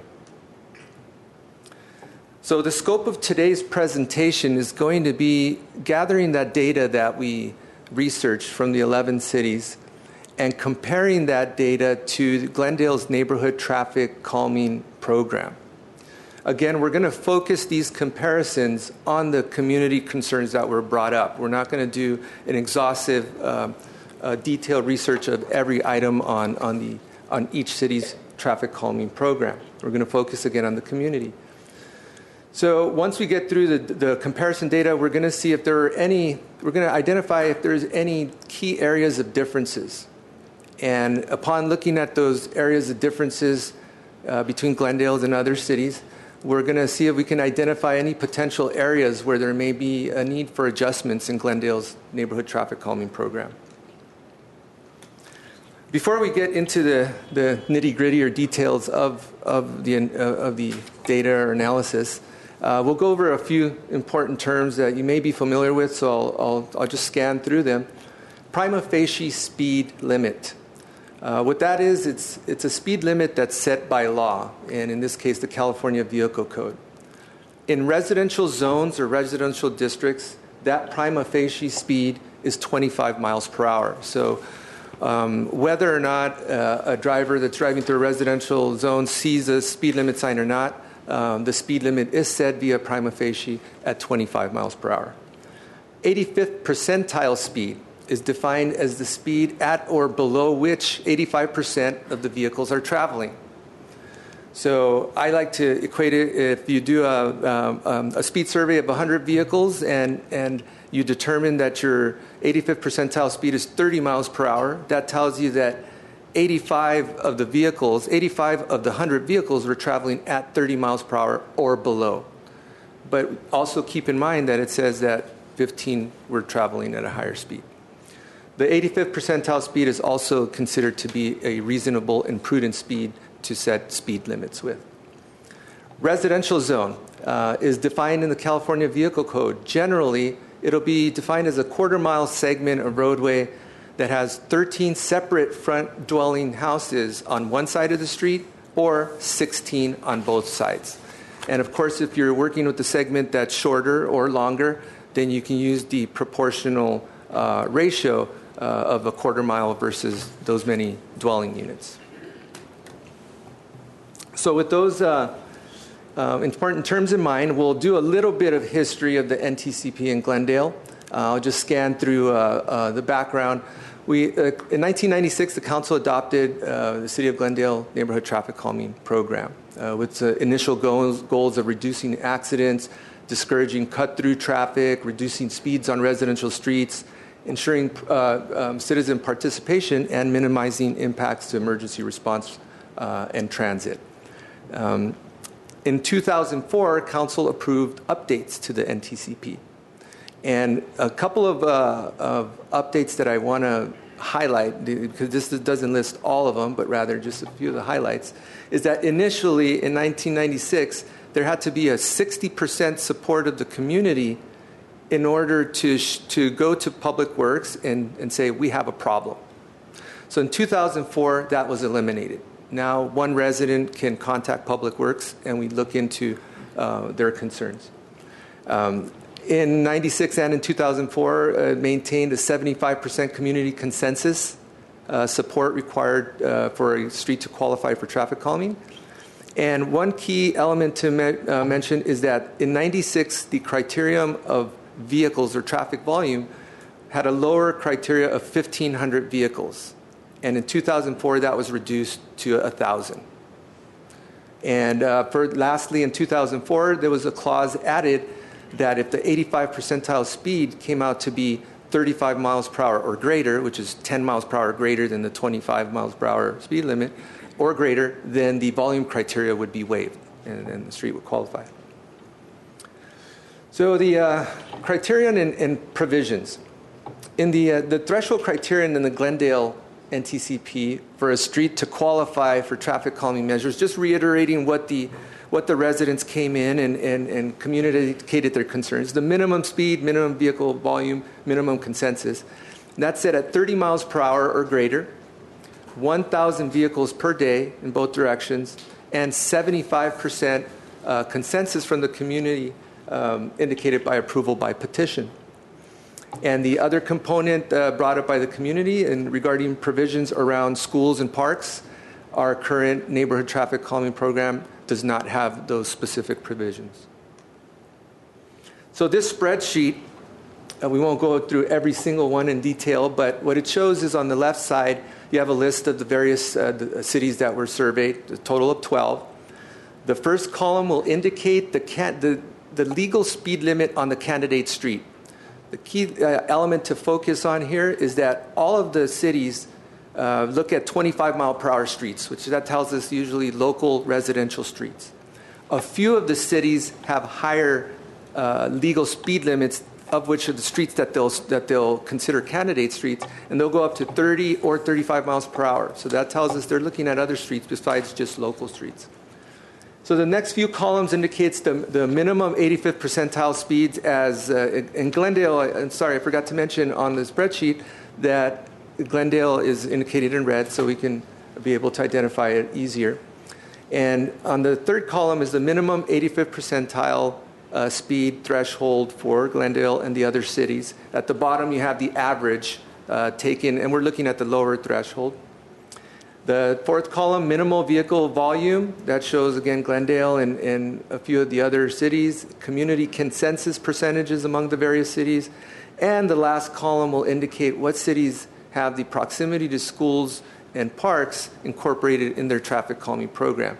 And I will mention again that specifically Paso Robles, Sacramento, and San Jose, we looked out and included those cities because those are cities that we found to include these elements, so we could have something to compare to. So we go into a visual representation of what we saw on the spreadsheet to hopefully make it easier to digest. We have Glendale in a little rectangular box that shows where we fall in. And what this pie chart is showing is a comparison of all the cities as to their maximum posted speed. So most of the cities that we saw in that spreadsheet, including Glendale, only look at streets that are 25 miles per hour. They don't include any other higher speed, and that's part of our criteria, Glendale's criteria. A few of the other cities consider streets with higher speed limits. 25% included 30 miles per hour and 17% up to 35. So they're looking at different street classifications. Now, getting to the minimum 85th percentile speed, and this is where the community feedback starts coming in, is that they feel that we should take a look at that. Is our minimum 85th percentile speed too high? So in looking at the other cities, Glendale falls into the bigger portion of the pie, which is most of the cities that are looking at the 25 mile per hour streets will set their speed threshold at 30 miles per hour, which is 5 miles per hour over the speed limit. A few of the other cities, as you can see, will actually have higher thresholds at 32 miles per hour, 33, and 35. So what this overall chart shows is that Glendale is on the conservative side. Our threshold doesn't appear to be too high. It's actually lower than most of the other cities. The minimum volume criteria. Glendale's is currently 1,000 vehicles per day to qualify for traffic calming. And as we can see from the pie chart, we're in line with at least half of the other cities. And a quarter of the cities that you'll see on the left quarter of the upper quarter of the circle are cities that have actually higher thresholds. They're 1,500, 2,000, and 2,500. And on the right side, right quarter, there are a few cities, 3, that have either no threshold or lower thresholds at 500 vehicles. Petition approval percentages, what do those look like? Well, it looks like 59% of the cities surveyed used the supermajority, 67%, which is the bigger portion of the pie. However, you see Glendale, we're on one of the smaller portions at 75%. So what this shows us is we're on the higher end. We require 75% community consensus. Only one other city is higher at 80, and one right around a range at 70. But most of the cities are at the supermajority, 67 or 2/3 community consensus. Now, school considerations. I mentioned there were 3 cities we reviewed that had either school or school and parks. Paso Robles identifies school zones as one of the 3 functional classification differences of streets within the community. So they'll have school zones, business and commercial district, and residential neighborhoods. And that's included in their traffic calming program. The program lists a series of specific school zone traffic calming measures as part of the city's traffic calming toolkit. And it indicates safe route to school, carpool to school, bike pools, walk pools, staggered bell times, pickup and drop-off procedures, redesigned parking lots, crossing guards and safety patrols, and escort. A lot of these you'll recognize because City of Glendale is already incorporating programs as such, safe route to school for one, for example. And I know some of the schools, or the school, Glendale Unified School District, incorporates staggered bell times. So this is happening, although it's not specifically in our traffic calming program. School considerations in San Jose. Again, they school only, no parks yet. Basically, what San Jose did is that they grouped together a series of 30 projects that they identified in schools. And out of those 30 projects, they worked with the local school district to identify 3 to 5 priority projects based on the data and the speed and the unique conditions. And the neighborhood, and then the neighborhood and schools worked together to develop the traffic calming solutions that they would apply for those 3 to 5 priority locations. So it looks like they tackled it on an overall role. Sacramento. So Sacramento actually incorporated both schools and parks, or proximity to. And what Sacramento has is they have 4 types of traffic calming categories: residential, parks and schools, bypass, and moderate volume residential collectors. So as part of this differentiation, the city has set specific criterion for the school zones that vary in different categories. So a couple are listed below where in their normal traffic calming program, they'll require 750 feet between traffic controlled intersections, but they lower that to 500 feet in that case. And then they adjust their maximum criterion volumes. The city also uses a point-based system to prioritize projects, and projects next to schools receive additional points for each 25 feet of school or park or playground along that frontage. So this is, again, City San Francisco, Sacramento, the second slide. All this is a spreadsheet from within their traffic calming program. And I mentioned they had 4 categories, and they're broken down into 3 because the residential streets, they separate into local and moderate volume. But they're clearly, they incorporate a series of modified criteria to the traffic calming program, specifically for parks and schools and for bypass. So what are our findings? This is kind of it's a summary here. The community came to us and said, your minimum speed requirements are too high. So we surveyed the 11 cities, and what we found is that in the Glendale neighborhood traffic calming program, the minimum speed criteria at 30 miles per hour is either equal to or lower than the other cities, and is lower than the 32 mile per hour average if you average out all the other 11 cities. So our recommendation would be is to leave it at the 30 miles per hour and not make an adjustment there. Secondly, the minimum vehicular volume, which is set at 1,000 vehicles. Our findings there are that the City of Glendale NTCP minimum vehicular volume is equal to most of the other surveyed cities. The City of Burbank and the City of Sacramento do have lower thresholds at 500 vehicles, and City of Santa Ana did not have a lower threshold. So our proposed adjustment there, because we are still in line with most of the other cities, is to leave the threshold as is and not make an adjustment there either.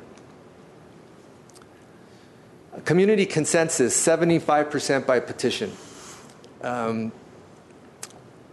That percentage, our City of Glendale's percentage is on the high end. It's higher than most of the other cities that were surveyed. Our recommendation there, Public Works recommendation, is to consider the reduction of that 75% to a supermajority 67% or 2/3 supermajority, which is in line with most of the other cities. And lastly, schools and parks. Our current neighborhood traffic calming guidelines are specifically for neighborhoods and local streets and do not have school and park components. So our findings were that Paso Robles and San Jose have school provisions. City of Sacramento has combined provisions for schools and parks. Most of the other cities do not. What Public Works is proposing, keeping in mind that City of Glendale, does have high goals in maintaining our safety for our children in schools and in parks, is to consider adding provisions for proximity to schools and parks in the neighborhood traffic calming program. Those elements may include similar elements to Safe Route to School and park safety programs, but we'll definitely have to do further evaluation and development to fine-tune what our goals are, what targets we want to have. One thing I do want to mention, it's on the third bullet, is that in reviewing the schools and parks, not all schools and parks are situated surrounded by local residential streets. Some will be on streets that are not local residentials and may have higher speed limits. So those are the ones we'll have to lock in and look in a little deeper and identify what sorts of goals we have for the higher speed streets. And I will open that to comments and questions. So if I may, Yes. How many of those requirements should be in place for an adjustment to take place? I mean, from the categories of, criterias, how many should it all be in place for any adjustment to take place? For example, for a hump to be placed, or a speed hump, or as it relates to comparing to the other cities? No, just in general for City of Glendale. In general, okay. Can you repeat your question? So there are different criterias, right? Yes. So how many of those criterias should be present for the adjustment to take place? I see. Well, there are several criteria. There's about 12, right. and it has to meet all of them. What we do is initially, Public Works Department does an initial screening. So we'll take a look at a street and look to see if it meets the basic requirements. One, is it on an emergency response route? That's a really strong requirement. It needs to not be on an emergency response route. We look at the width, the geometry, and the general layout of the street, the classification of the street, if it's a local residential, community collector, or neighborhood collector. If it's a minor arterial, for example, it won't qualify. But once we get through that initial screening, we then go out and get the traffic data, and we move on to the engineering study and compare that with the neighborhood. So there's a pre-screening qualification. I mean, there's a pre-screening process before you get into meeting the needs for this qualification. Yes, before we do the traffic data research, because if it's on an emergency response route, we just can't go along the route of traffic calming measures, or at least speed humps. We could look into other types of traffic calming. Thank you. Pastor, I had a question. I'm sorry if I'm going to be repetitive or have you review this one more time. I'd like to focus on the minimum 85th percentile. Okay. That came up as some reasons why projects don't meet the criteria. First, let me ask you, looking at the gamut of the 12 criteria, which is there one that stands out as being the one that's the deal breaker typically when there's a petition for calming efforts? Most of the time, it doesn't meet the speed, 85th percentile speed criteria. We actually look back for the last couple of years to see which one of those thresholds was the one that was least met in comparison between the volume and the speed. And it was more often than not the speed. So can you just briefly summarize that again or explain that again to me so I'm crystal clear with it? If you have, say, 100 vehicles going, that the way you were describing it. Okay, so the 85th percentile speed is if you look at 100 vehicles and you go out and you survey those 100 vehicles, the speed that they're traveling.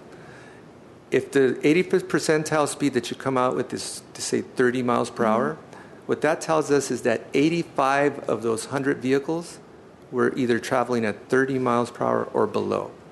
Okay. So most of the vehicles are traveling at, say, 30 or below. Right.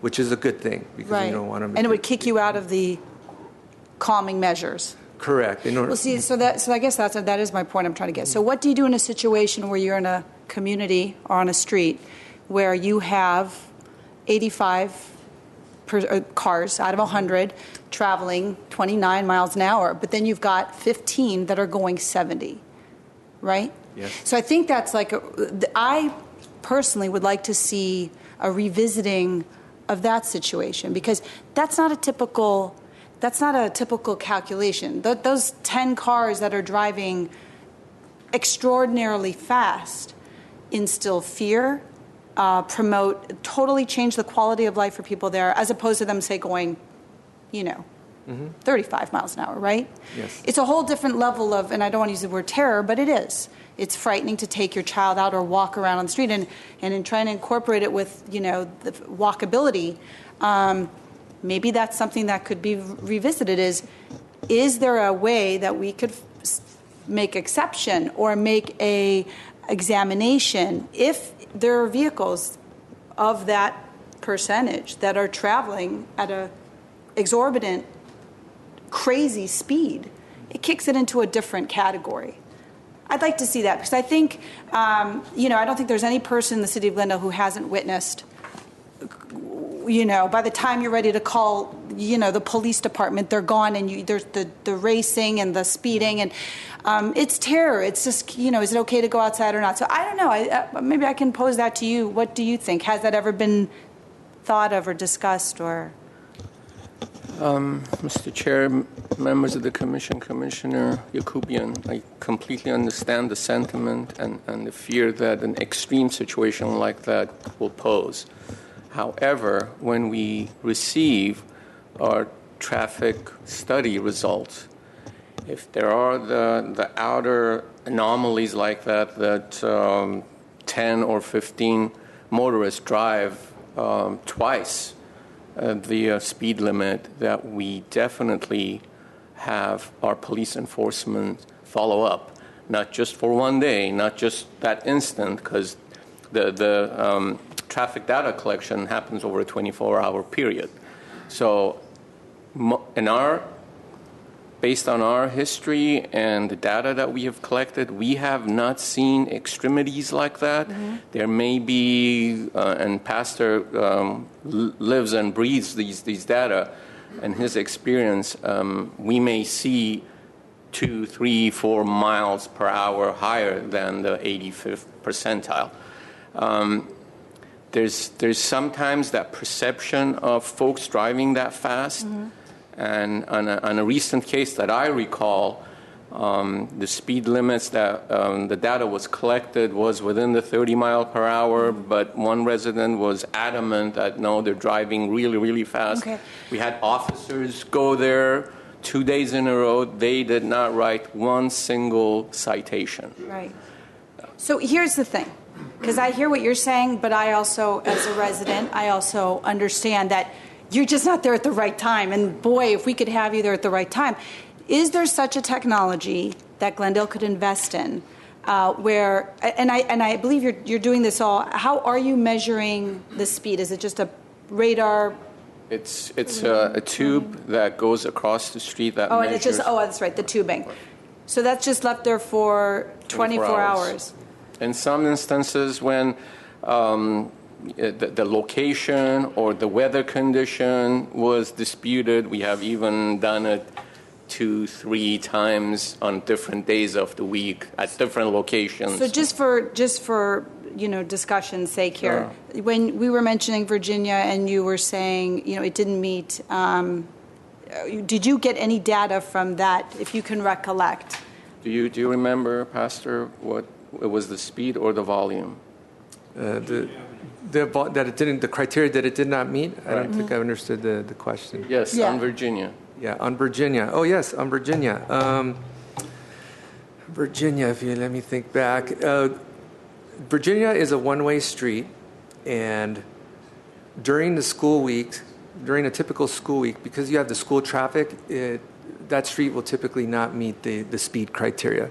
That's what I do recall, is that it didn't meet the speed criteria. So it's the timing. So, if you're putting that strip out on a Monday to Tuesday versus, say, Friday night to Saturday night, you could get a totally different data collection, right? Potentially, yes, because it's a wider street, and potentially you could have more speeding.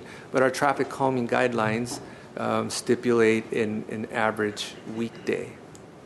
The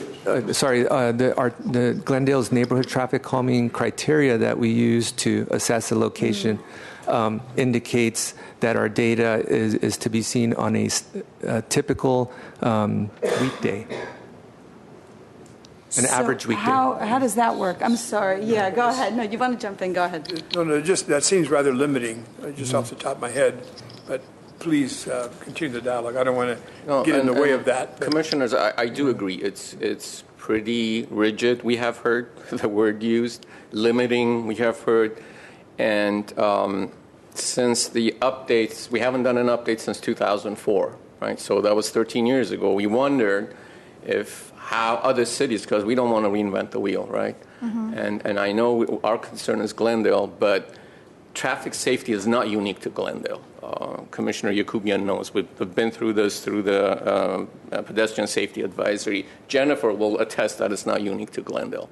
So we wanted to find out if there are technologies, if there are other cities, and Pastor has researched 11 of them. It appears like we are pretty conservative. And I don't want to minimize the fear that a couple of, unfortunately, our motorists are causing in our residential neighborhoods, going over the speed limit. I have children, young children. Commissioner Yakubian has young children, and when we see our kids playing in the front yard and one car goes by at 40, 45 miles an hour, and we can't dial the phone number fast enough. But if we know of, and our residents are very good at letting us know, and our enforcement officers are out there writing tickets when it happens, that is the best deterrent to those outlier motorists. Now, but what we've heard today, for example, are, trying to cut through. There are people, there are the outlaws, and those are the people trying to get to their, activity fast. But there's also the people who do it on a regular basis because they found the fastest way to get to the cheese through the maze. But, the other thing, though, Rubik, that concerns me is this sense of, not wanting to make the residents go crazy and make them feel like they're the ones going crazy. Because when you reach out to the city and you're seeing reality, and then they approach the city, and then they're getting, but it's not it's not a good feeling, right? To have that disconnect between someone who's fearful to walk out, but the city is saying it doesn't meet criteria. So I think that there should be a bridge. There should be an effort to reach out, besides that great effort of course, reaching the police. But what harm would there be to, say, have a policy of having it one weekday and then having one week night or Friday, Saturday? Commissioner Yakubian, I completely agree, and we have done that before. Like I mentioned earlier, there was one street that we conducted traffic volume and speed studies 3 days out of a week, and still didn't meet the criteria. Was it a Monday, Tuesday, Wednesday, or was it? I don't recall.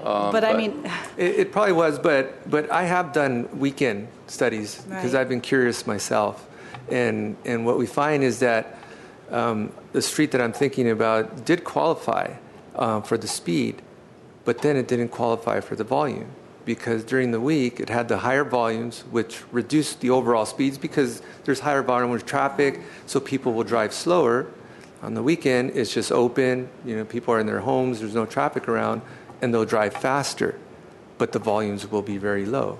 So I think the traffic calming program, as it sits, I think is set to kind of, tackle those streets where we have the large problems, where you have a lot of users that are consistently. Well, and not to make light of it, but if you're gonna speed, it's probably because the volume is low. So I still feel like there should be a way to revisit that. I'm not necessarily comfortable with leaving things the way they are, but that's maybe we can. Commissioner Yakubian, there are a couple of points that I'd like to make. One is just because a street doesn't qualify for speed humps. To your point of disconnect, we don't leave it at that. We try to consider other traffic calming measures. One thing that has been quite effective are these radar signs that you see probably all over the city because they become effective for a certain period of time, and then people get used to it and ignore it. But initially, at least, we put them up for 6 months, and studies have shown, and I'm pretty sure Jennifer can attest to that, it slows down traffic. Psychologically, when people see that their speed is displayed rather bright and shining in their face, they slow down. But after a while, like I said, so we move these radars all over the city. Our police department, you have seen them on Kenyatta Boulevard. They have them on trailers. We post them on street signs, poles. We, again, provide curb extensions at certain streets around the neighborhood and around the residential and school zones to reduce the crossing distances, and then that reduces the width of the streets. And subconsciously, again, when you see a narrow street, you slow down.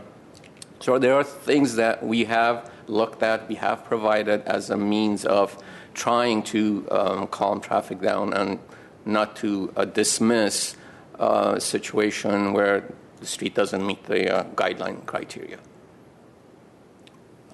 So how would they the, request? Sorry. I'm sorry. The other point that I wanted to make is our emergency response routes.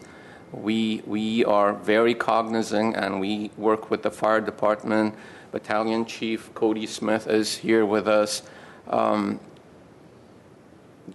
streets that we have installed speed humps, as you can imagine, it slows down response time that the city is extremely proud of, and it's critical to saving lives.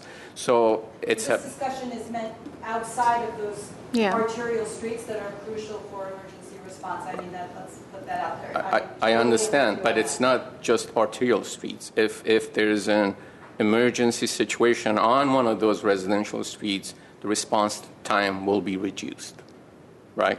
So to get to that place.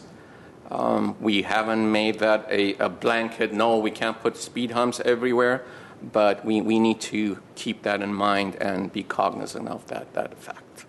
So to reduce, to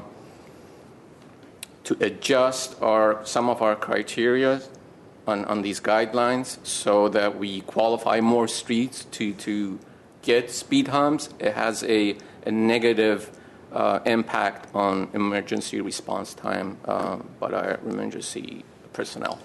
Mountain Avenue would be an example of that? Mountain Avenue going east to west or west to east? Very good example of that. That and Western Avenue. Let me just say, sorry, to continue with that discussion, if there was a way that we could get more, incorporate those speeders.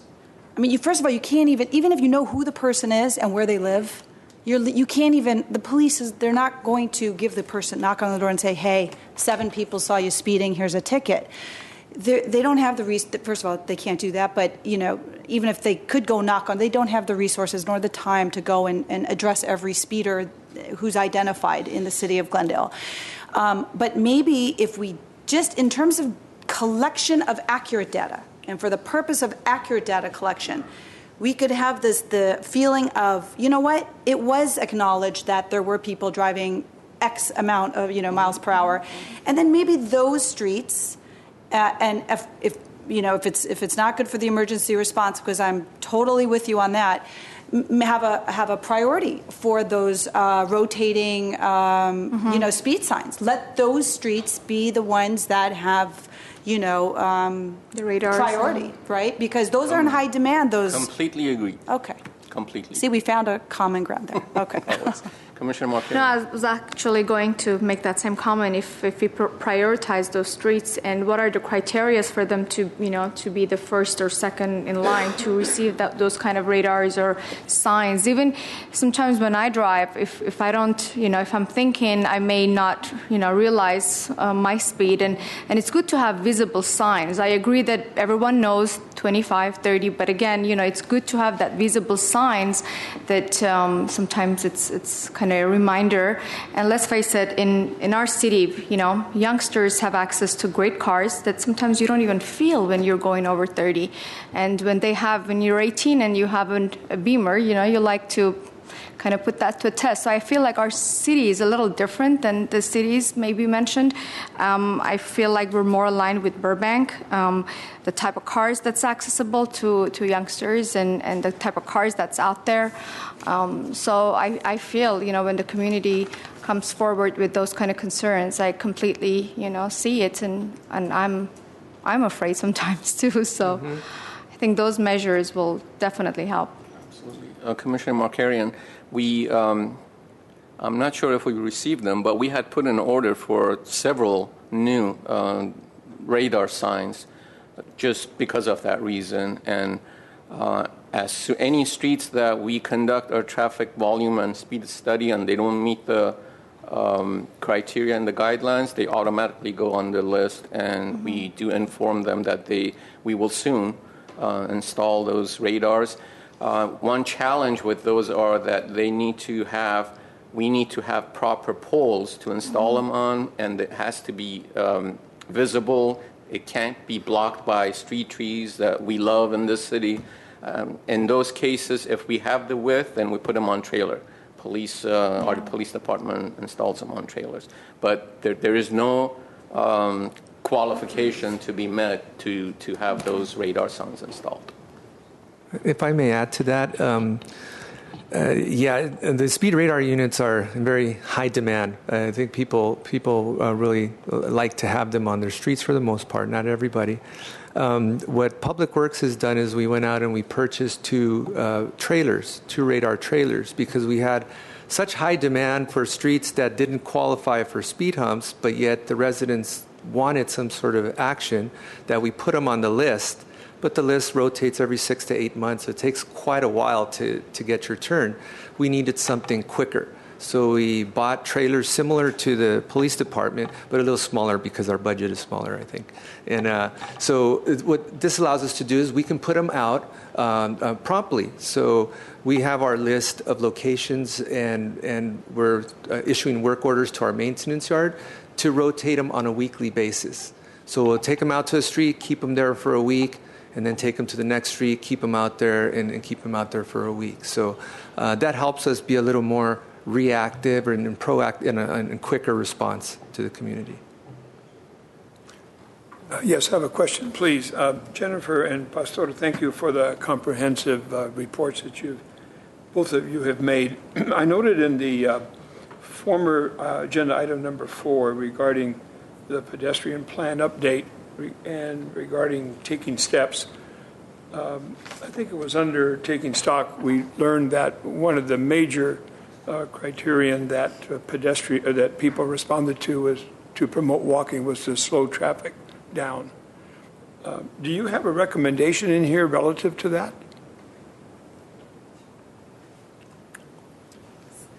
Thank you for that question. We do, yes. So a number of the infrastructure recommendations are really focused on how we can slow vehicles and increase pedestrian safety, but also within the policy and program section of the plan, we have recommendations about revising the neighborhood traffic calming program and developing an arterial traffic calming program as well, so that the city has greater leverage to look at slowing vehicles. A number of the project recommendations that we have made, I'm not going to say they are all going to slow vehicles down, but certainly in situations where we look at potentially removing a right turn lane and asking cars to wait and providing more space for pedestrians to cross does have the potential to slow vehicles as well. So a lot of the safety recommendations may have some impact. We haven't done the full analysis to know that, but then the program and policy recommendations get at that as well. So in responding to the number one response that citizens made, I heard you say that there is a recommendation in here to reduce speed. Is it just a general paragraph to say that, or does it actually give a suggested number in comparing that to the calming report that Pastor just gave? So there are a couple of things. Within the recommendation that is around a comprehensive safety program, which is called the Vision Zero recommendation at this point, there are specific recommendations around reducing speed limits at key locations in the city. So that is obviously something that the city has the ability to do around schools right now. There is state law that drives speed limits, and that is something that we feel the city needs to tackle.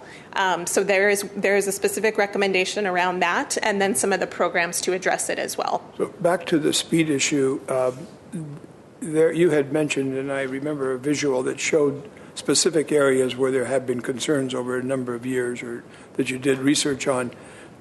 Are you identifying those as areas for potential, or let's say not potential, for a recommendation to the city council or to the staff, I guess, who will then make a recommendation to the city council to actually reduce the speed on those streets? We have not gone to that level for the 17 high collision corridors. Right, that's what I was looking for. So for the 17 high collision corridors, we've focused on the infrastructure improvements that are needed. And then as part of some of the programs, we've identified types of areas where speed limit reduction should be considered and investigated. But no, I think that is something that we could do, is look specifically at each of the corridors and whether speed limit reduction might be something the city wants to consider. We focused on what are the specific, they're called safety countermeasures, or the specific infrastructure improvements that will help to slow traffic and increase pedestrian safety. I kind of related to the interest of the question of how to, would you do more walking? And the response overwhelmingly on that chart was if the traffic would slow down. Mm-hmm. So I didn't get the reason why you did not include a speed recommendation of reduction on those high traffic areas or collision areas. I missed that. Could you repeat that, please? Sure. Or did I hear something that you said you would look into it? We certainly could look into it. We did not go through a full analysis for each of the corridors to look specifically at current traffic volumes and to look at what the speed impacts would be of each of the recommendations we've made. So we did not go to that level of detail. What we did focus on were the specific improvements that in some cases we do think may slow vehicles down, but are focused on improving pedestrian safety. Okay. So then the last question on that is, sounds like we can see a potential of looking into that, Justin and Rubik, about that, and then potentially, as I understood it, and staff would see about making a recommendation. And then how would that tie in with Pastor's NTCP? Mm-hmm. I would say in a couple of different ways, and not having gone into the details of what Pastor presented tonight, other than hearing it with all of you. I think there are a couple things that could be looked at. So potentially separating the 85th percentile speed recommendation from the volume recommendation. I think it was apparent that those are sometimes at odds. That's something that could be looked at. Certainly, if the city wants to consider reducing speed limits along other of the high collision corridors, our safety corridors, that would require some policy work to be able to make those kinds of changes at the city level and get buy-in from the state and sort of protect the city in terms of how it moves forward. But those are a couple of clear steps that could be made. And then if the city wants to move forward to develop a traffic calming program for arterial streets, or some of the streets with much higher volumes of traffic, that would address some of the safety corridors as well. So those are a few in addition key to the residential streets? Yes. So streets like Cañada and others who I think qualify for a designation of a residential area or not, because of the number of houses and the number of, aside from... I think Rubik understands the question. Commissioner Gonzalez. I'm sorry if I... That's fine. As it stands currently in our guidelines, one of the criteria is one-way traffic in one lane in each direction. Cañada is obviously more than that, larger than that, but more importantly is the designated emergency response route. And Cañada and Glen Oaks Boulevard are definitely on those routes. That they would not. What is the speed limit on Cañada? 35. Yes, 35 miles an hour. And just one last question, please. And I really appreciate the effort that's gone out into this, and the seriousness of it is really important. What is the requirement for the city being able to call its own speed limit? I heard at the beginning when the report was presented that the state calls out the minimum, and why would not the city have that jurisdiction? Commissioner Gonzalez, because of consistency of the street designation throughout the state, so moving, if that were the case, and I understand your reasoning, but if that were the case, a prime example is moving on Glen Oaks from City of Burbank, that has a different speed limit, than into City of Glendale that has a different speed limit, and on other locations going on to City of LA, same width, same designation, different speed limits. So I believe that's the reason why the state wants consistency. And there's a whole set of requirements and regulations when it comes to trying to adjust speed limits at certain speeds. So there's some places that cities, I'm sorry, that logic I can see maybe worked years and years ago. It would seem like it would be appropriate to revisit that. But there are places like when you go into Pasadena and you get off the freeway at Orange Grove, the speed limit is 25, posted on that street. That's its own jurisdiction, another city. But you come off that freeway, you have to go down the 25.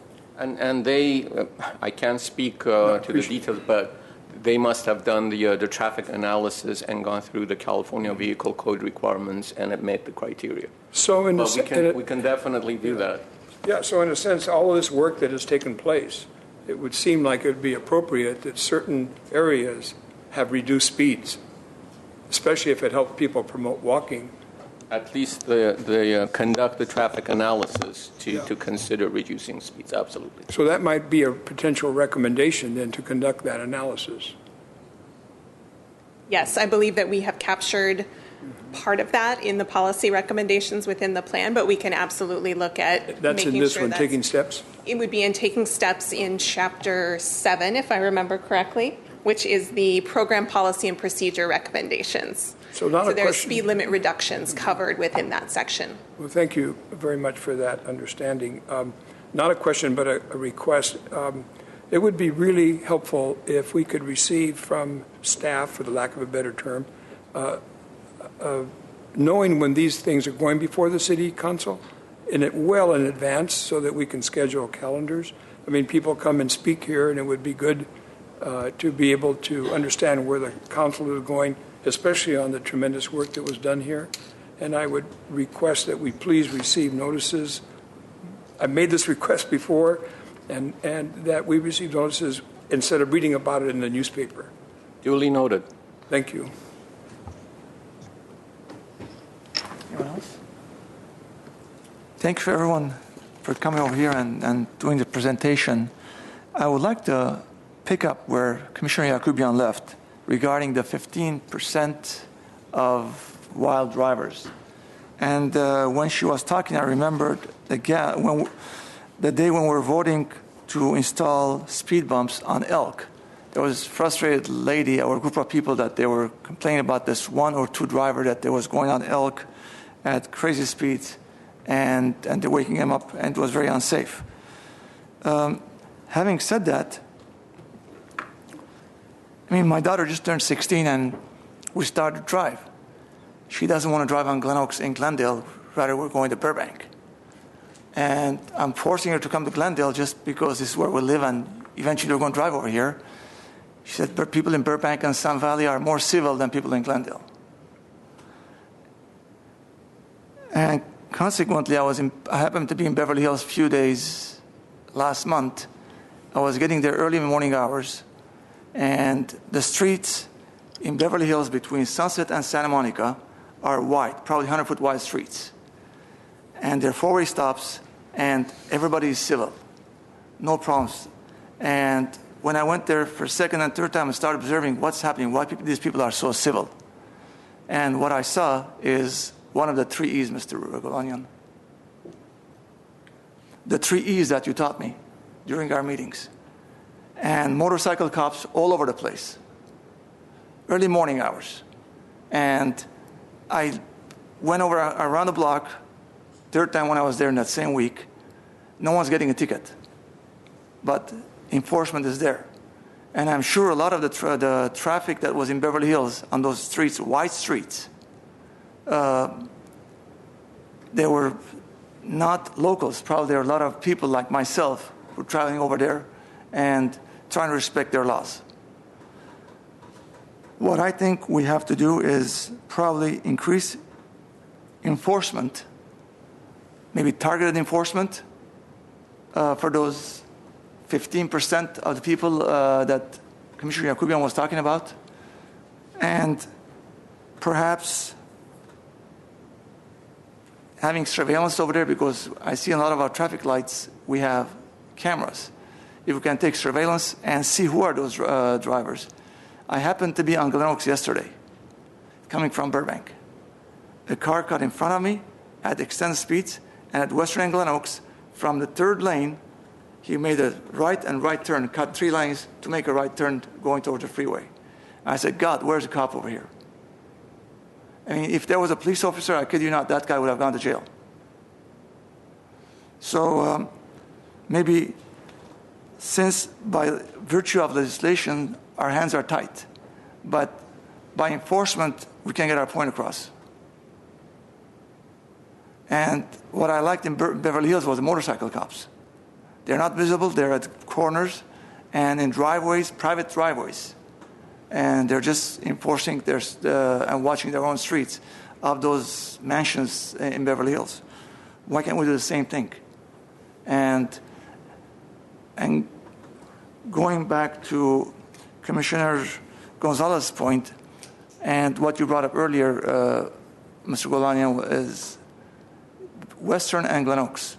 Can we have overpasses on those areas? Maybe one on Kenyatta and one on Glen Oaks and also one of the 17 points that she was talking about, maybe South Glendale, to alleviate, to create safety and keep moving traffic. Do we have the funds for that? Can we do that by supplementing these reports? Chair Kirkjian, members of the Commission, do we have the funds as it stands currently? No. The overpasses, as you can imagine, are quite a huge undertaking financially, physically.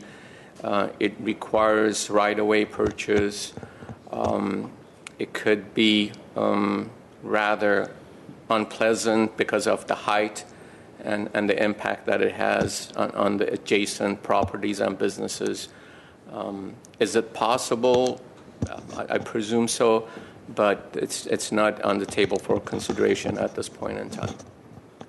Because when you go down to beach communities on PCH, and you go through a lot of residential areas, especially down in Newport Beach and Corona del Mar and those areas, and Laguna, there are a lot of overpasses. And they're residential communities. They're not necessarily like Santa Monica, where it's commercial areas where you have to go through overpasses. I mean, that's an idea, and we'll definitely look at, but it's quite challenging in a built-out city like ours. Okay. Now, we have two speakers. Mr. Armenian.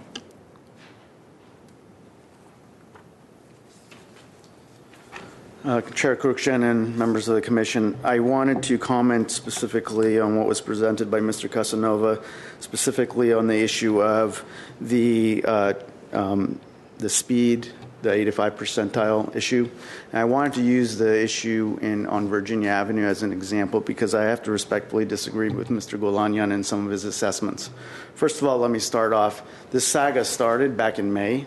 When I helped the residents because my in-law lives there and my child is taken care of there. And so a speed measuring was done. And so in August, we got a letter here from Mr. Casanova that says, unfortunately, you don't meet the criteria. You're at 28 miles an hour, and the criteria says 30, citing the 85 percentile. This Virginia Avenue situation is a good case study to test some of these recommendations through. So I was also in touch with Deputy Chief Pavlidis from Glendale Police. I will tell you that in the 15 years I've been going back and forth on that street, there's never been any police enforcement at all at any hour. And even after bringing this issue to Chief Pavlidis and Public Works, et cetera, still never any enforcement. So I think the issue of things being referred to Glendale Police just doesn't hold any water. Two, the data ends up being flawed in this particular sort of circumstance. So think about it. It's a school street. So the larger number of vehicles that are going up that street, 2 lanes in one direction, which is not normal for a residential street. It was done that way in order to accommodate the school, is a parking lot during pickup and drop-off.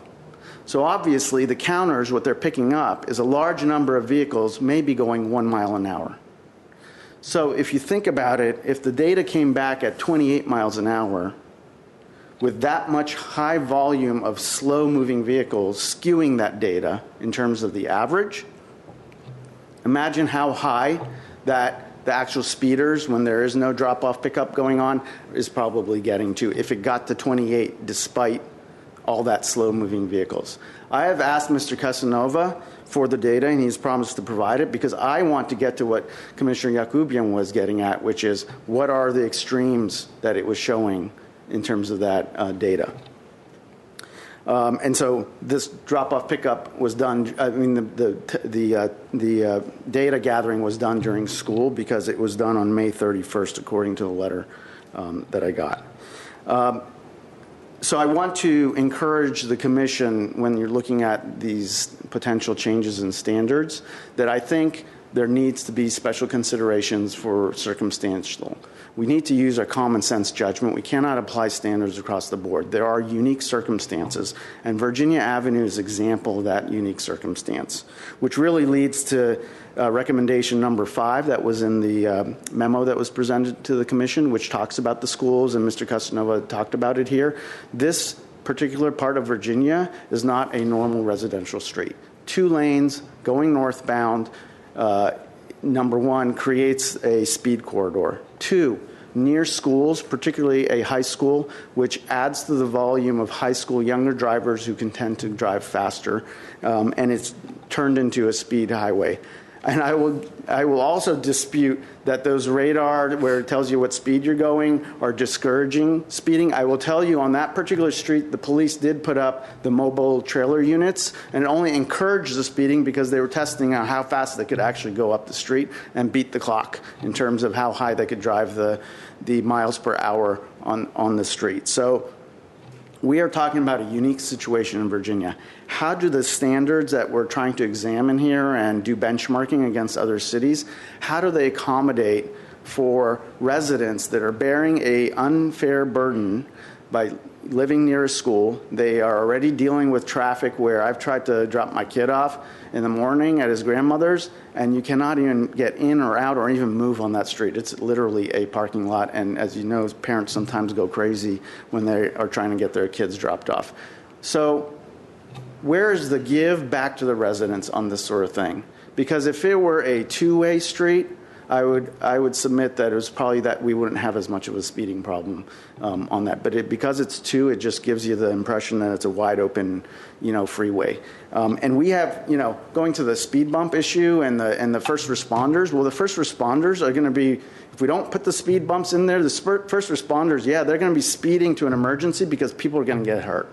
So when you're weighing speed bumps versus emergency response, let's also think about the opposite effect. If people are speeding and causing more accidents, which require first responders to respond, have we really gone the right direction in terms of solving the problems? Which is why on Mountain, it was so essential to put those speed bumps. Even though Mountain is what would be called a collector street for that neighborhood, the speed bumps are absolutely necessary because even with the speed bumps, people are speeding on Mountain and they're running stop signs. I can't imagine the time, because I only lived there when there were speed bumps. I've been living there for 17 years. I cannot imagine what it was like without the speed bumps, because today they fly over those speed bumps. So I would really consider, we need to use common sense tests on some of these things.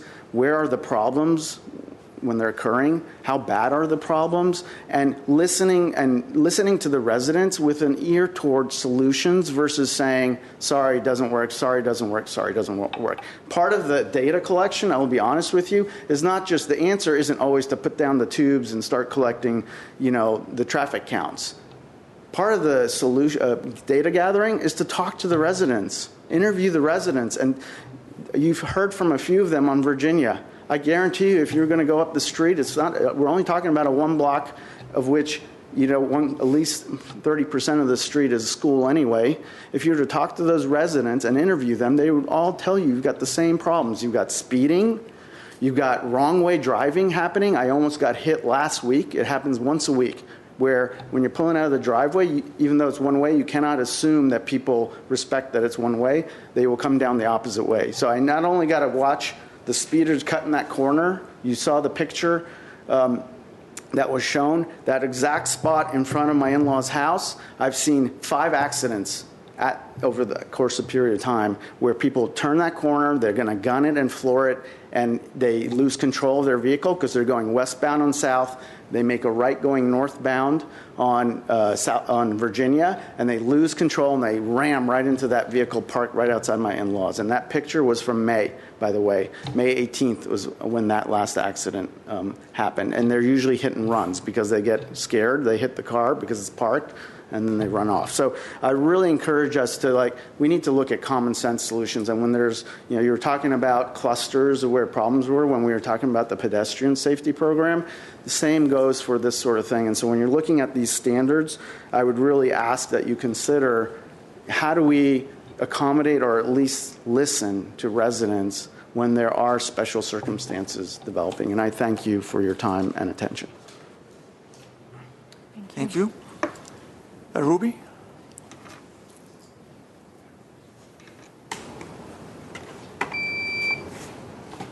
Thank you.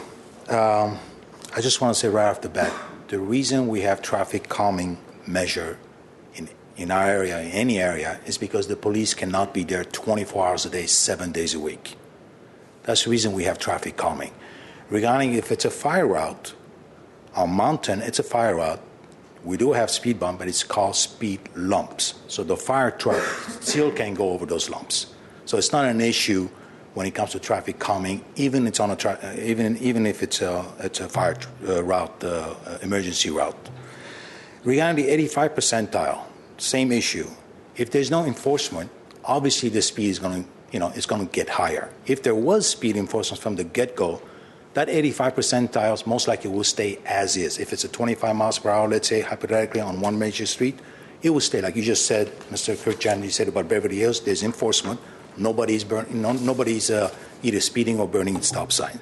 So the reason the 85% gets changed over time is because most likely there was not enforcement for the last 6-7 months or a year and so forth. And I'll tell you a good story. I used to live on the west side, on San Vicente, which is a big street, wide street, Brentwood, all the way down to Santa Monica. In Santa Monica, there was enforcement. The speed originally was 25 miles per hour, Santa Monica and West LA. West LA did not have enforcement as much as Santa Monica did. Well, guess what? When they did a survey, the speed got changed. On the west side, on the West LA, it's 30 miles per hour. You come to Santa Monica, it's 25 miles per hour. You get a ticket. Same width, same route, same everything.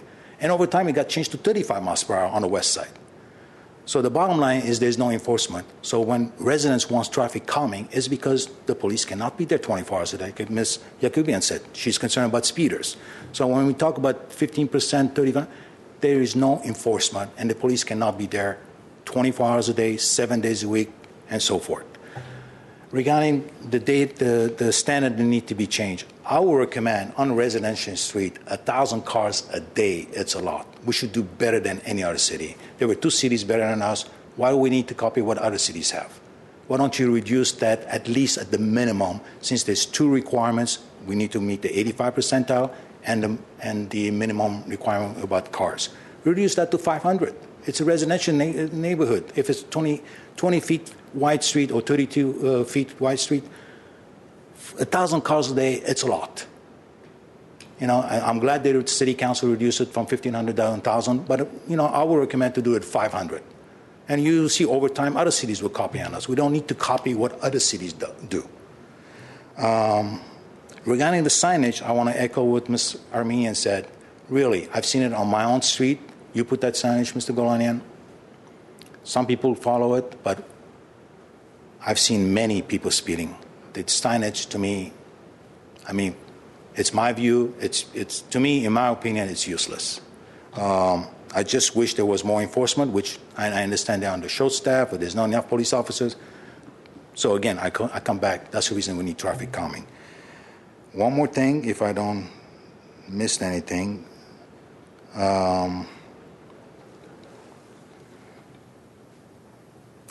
So in conclusion, it's extra assurance when we have traffic calming.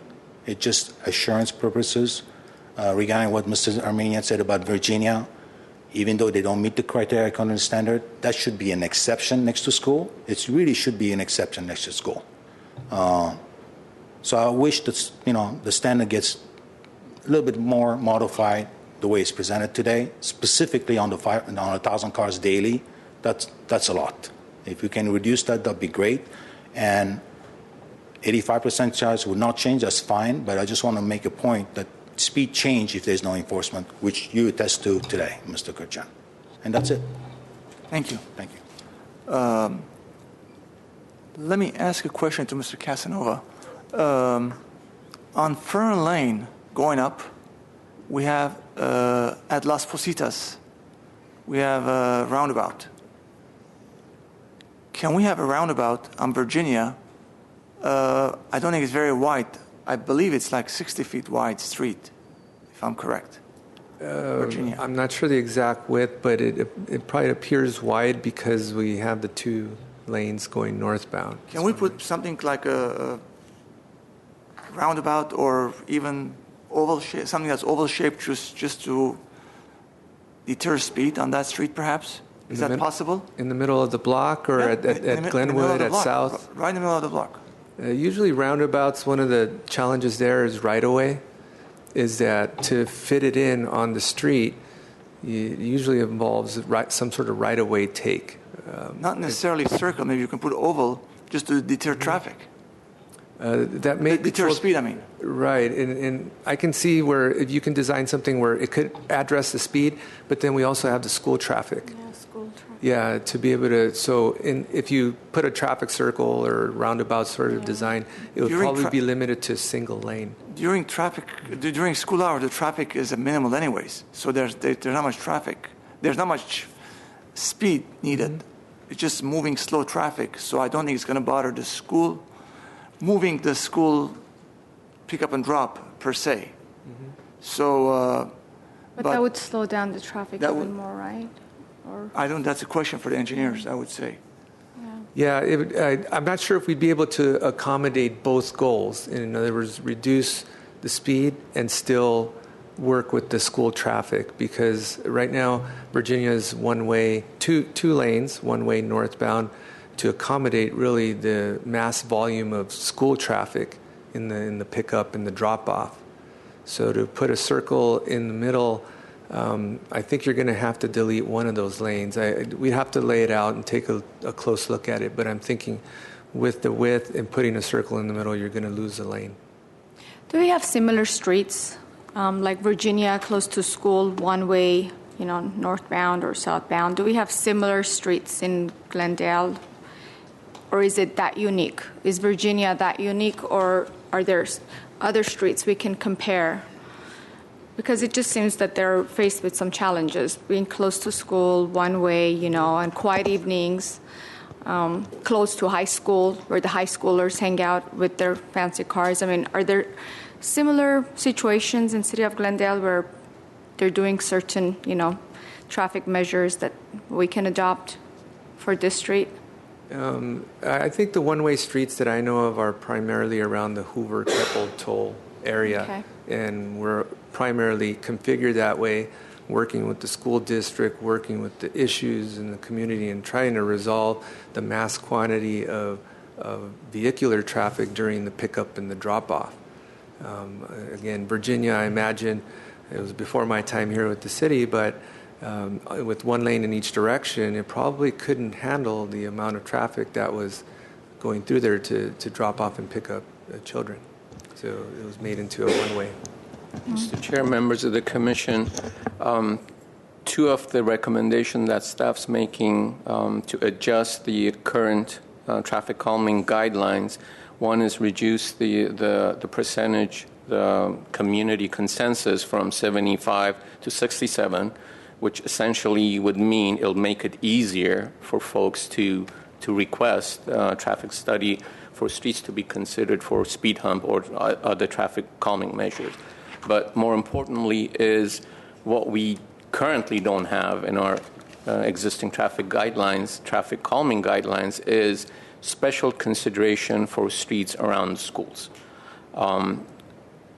As of today, this has to be adopted by City Council, obviously, but our recommendation is going to be to allow staff to, in unique situations like Virginia, not to strictly apply the traffic calming guidelines as it stands, but be able to come up with ideas that would essentially act as traffic calming measures. Number one. Number two, as I mentioned before, Hoover Capitol schools and streets around them are slated to receive traffic calming measures, including curb extensions, visible crosswalks, other elements that would and has shown to slow traffic down. Again, having that, being able to consider these as special circumstances because these streets, these residential neighborhoods are adjacent to schools, and some of our schools are in commercial neighborhoods, in which case we could apply traffic calming guidelines to those schools that currently we cannot, the way the guidelines are crafted. So those are the two recommendations that we are making, and once it get adopted, I think it'll be a great help. Can I just jump in real quick? I would be very remiss if I left today's meeting without, I guess, imploring everyone who's come today who has these issues. I mean, if you didn't keep track of what people were saying, the commonality between everybody was enforcement.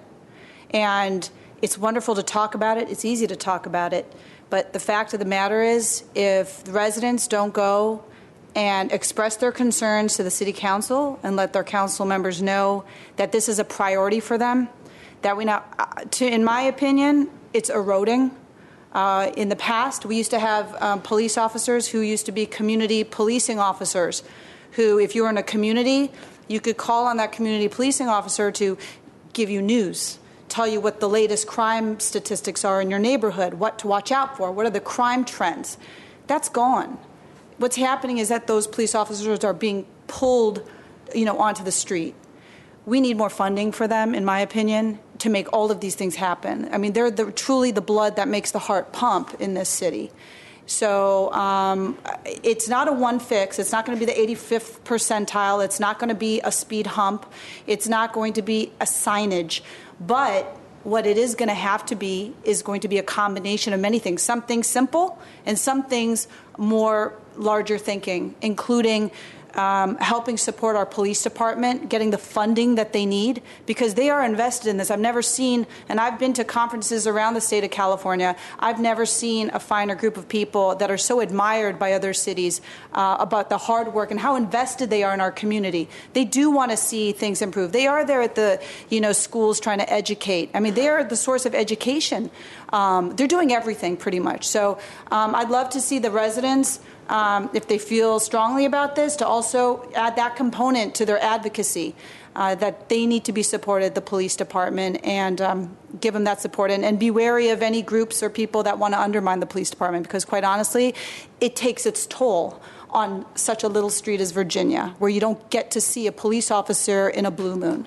So again, let's show our support for the police department, and thank you. Any other remarks? Mr. Golanian. Yes, Mr. Chair, members of the Commission, this is the opportunity. We have heard you loud, all of you loud and clear. We have taken notes, but here's an opportunity for you to provide additional recommendations, feedback as you please, so that we incorporate it in our staff report to City Council.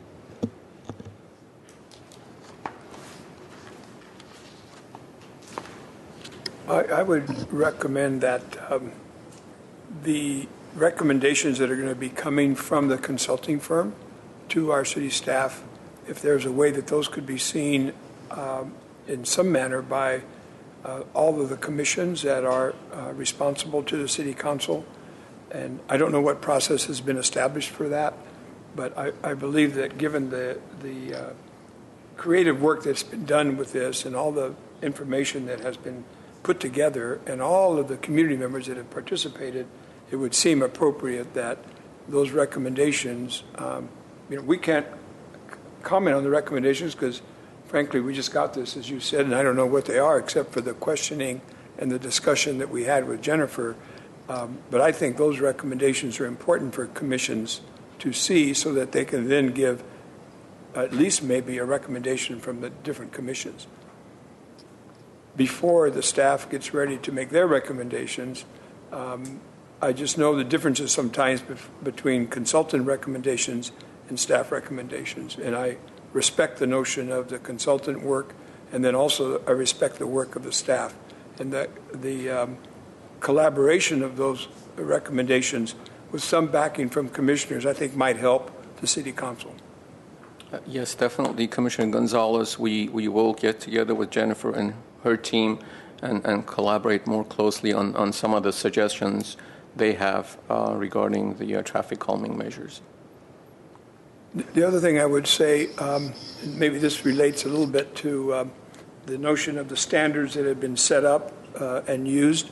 I noticed sometimes maybe not doing what other cities are doing for what sounds like a good solution. So there is some subjectivity there. It doesn't have to be always just because another city's doing it, we should be doing it, or other cities are doing it.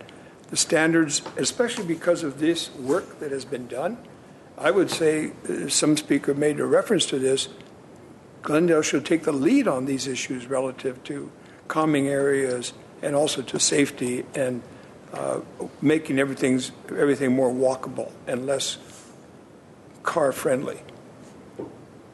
I think we have an opportunity to do that with all this data and all this community engagement that occurred. So I would hope, I like the notion that this isn't going to be filed somewhere, but there should be some very creative, forward-looking comments about how to have safety in our community and how to enhance walking. Anyone? Any comments? No? Good. Well, I've said this again in the past. Let me reiterate. Unlike other cities or neighboring cities like Pasadena, we don't have big, wide street going north, south, east, west. In Pasadena, they have a luxury of New York, Washington, Orange Grove, Colorado, California, going east-west. They have Hill, Fair Oaks, and Altadena, and all those streets going north-south, which alleviates traffic on, those are arterial streets. We don't have that in Glendale. I think our arterial streets are Glen Oaks, east-west, Central, Bryant, Glendale, Cañada, and Verdugo. And San Fernando Road, of course, which is not strictly east-west. It kind of goes veers south. Plus, Pasadena has the streets called Corson and Maple, if I'm correct, that are immediately next to the freeway. That when you exit the freeway, you can go straight without going to inner streets, which keeps the residential areas away. They're not crowded.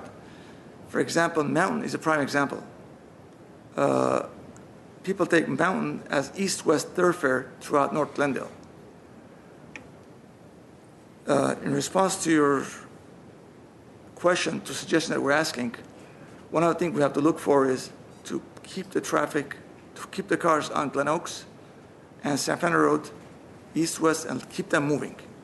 Maybe even take out traffic lights, let the traffic flow. And by doing so, we're going to take pressure off residential streets. And those streets, arterial streets, if they're enforced, perhaps people will come to their senses. It will be more civil like Beverly Hills. And will alleviate traffic from Kennett and Mountain and those streets. And let just the traffic flow on main streets, Glen Oaks, San Fernando, Glendale, Brands, Central, Cañada, and so forth. That's what I was. That's my 2 cents. Anyone else has any questions? Okay.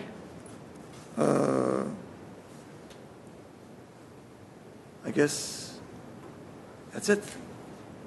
We are adjourned. We have a couple of more items. Oh, okay. Okay, that's not Before we move to the next item, a speaker mentioned lowering the volume requirement from 1,000 to 500. I'm going to bring Mr. Casanova to the podium based on his experience of the last 2 or 3 years on the requests that we have gotten for speed humps.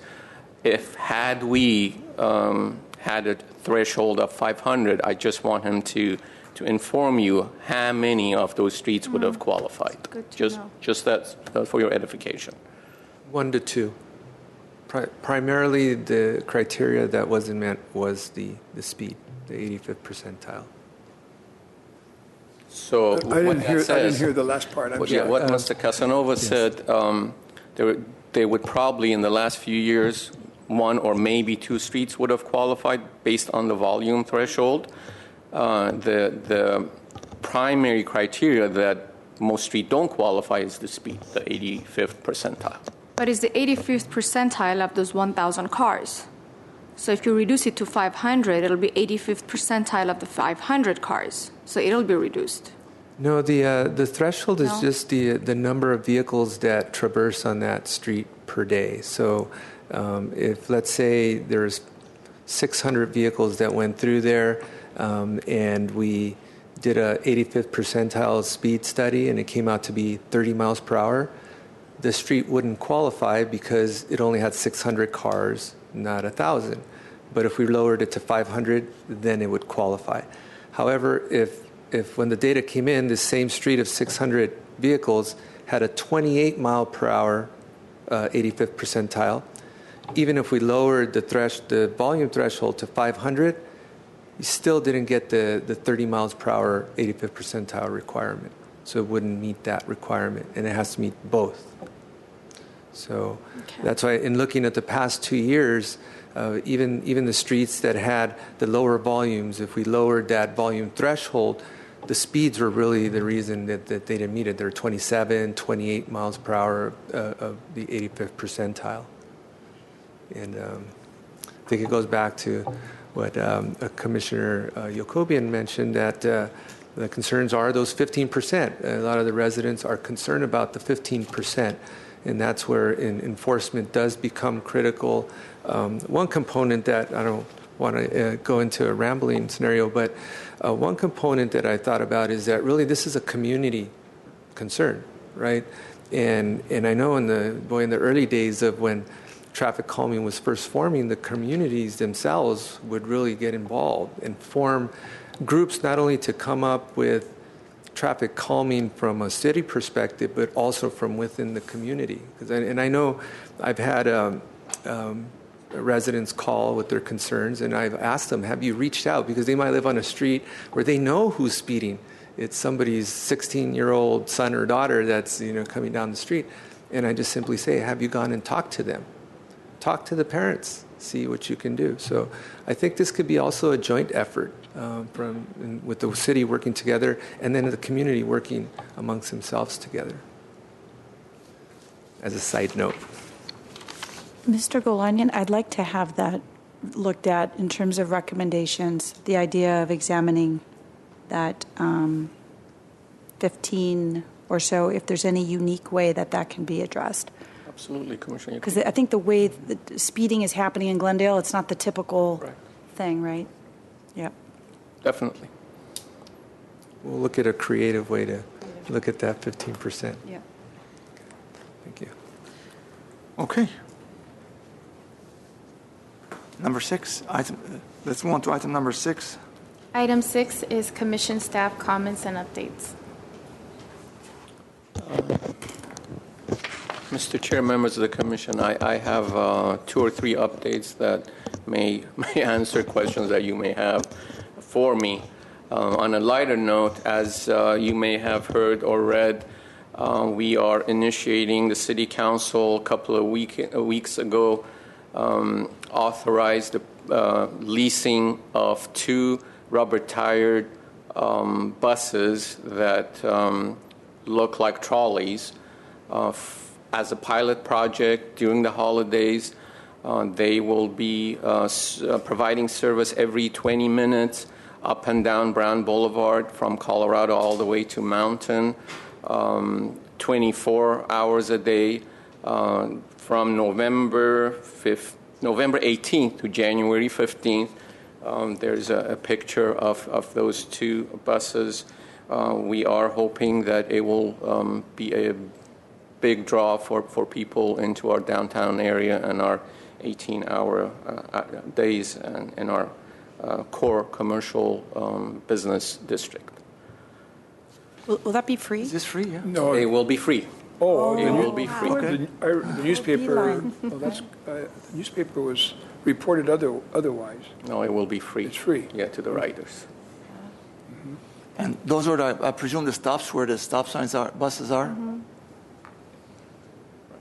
So, That's very good news. Yeah.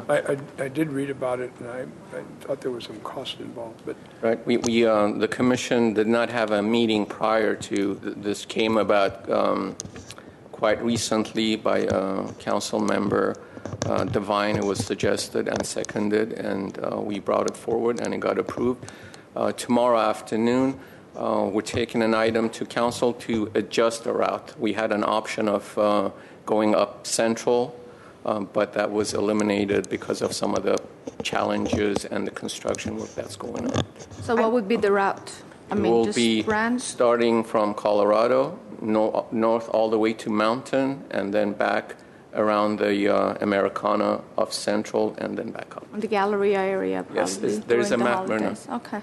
that's similar Yeah, I see that. to what the red car was in the. Yes, yes. Went all the way up to Mountain.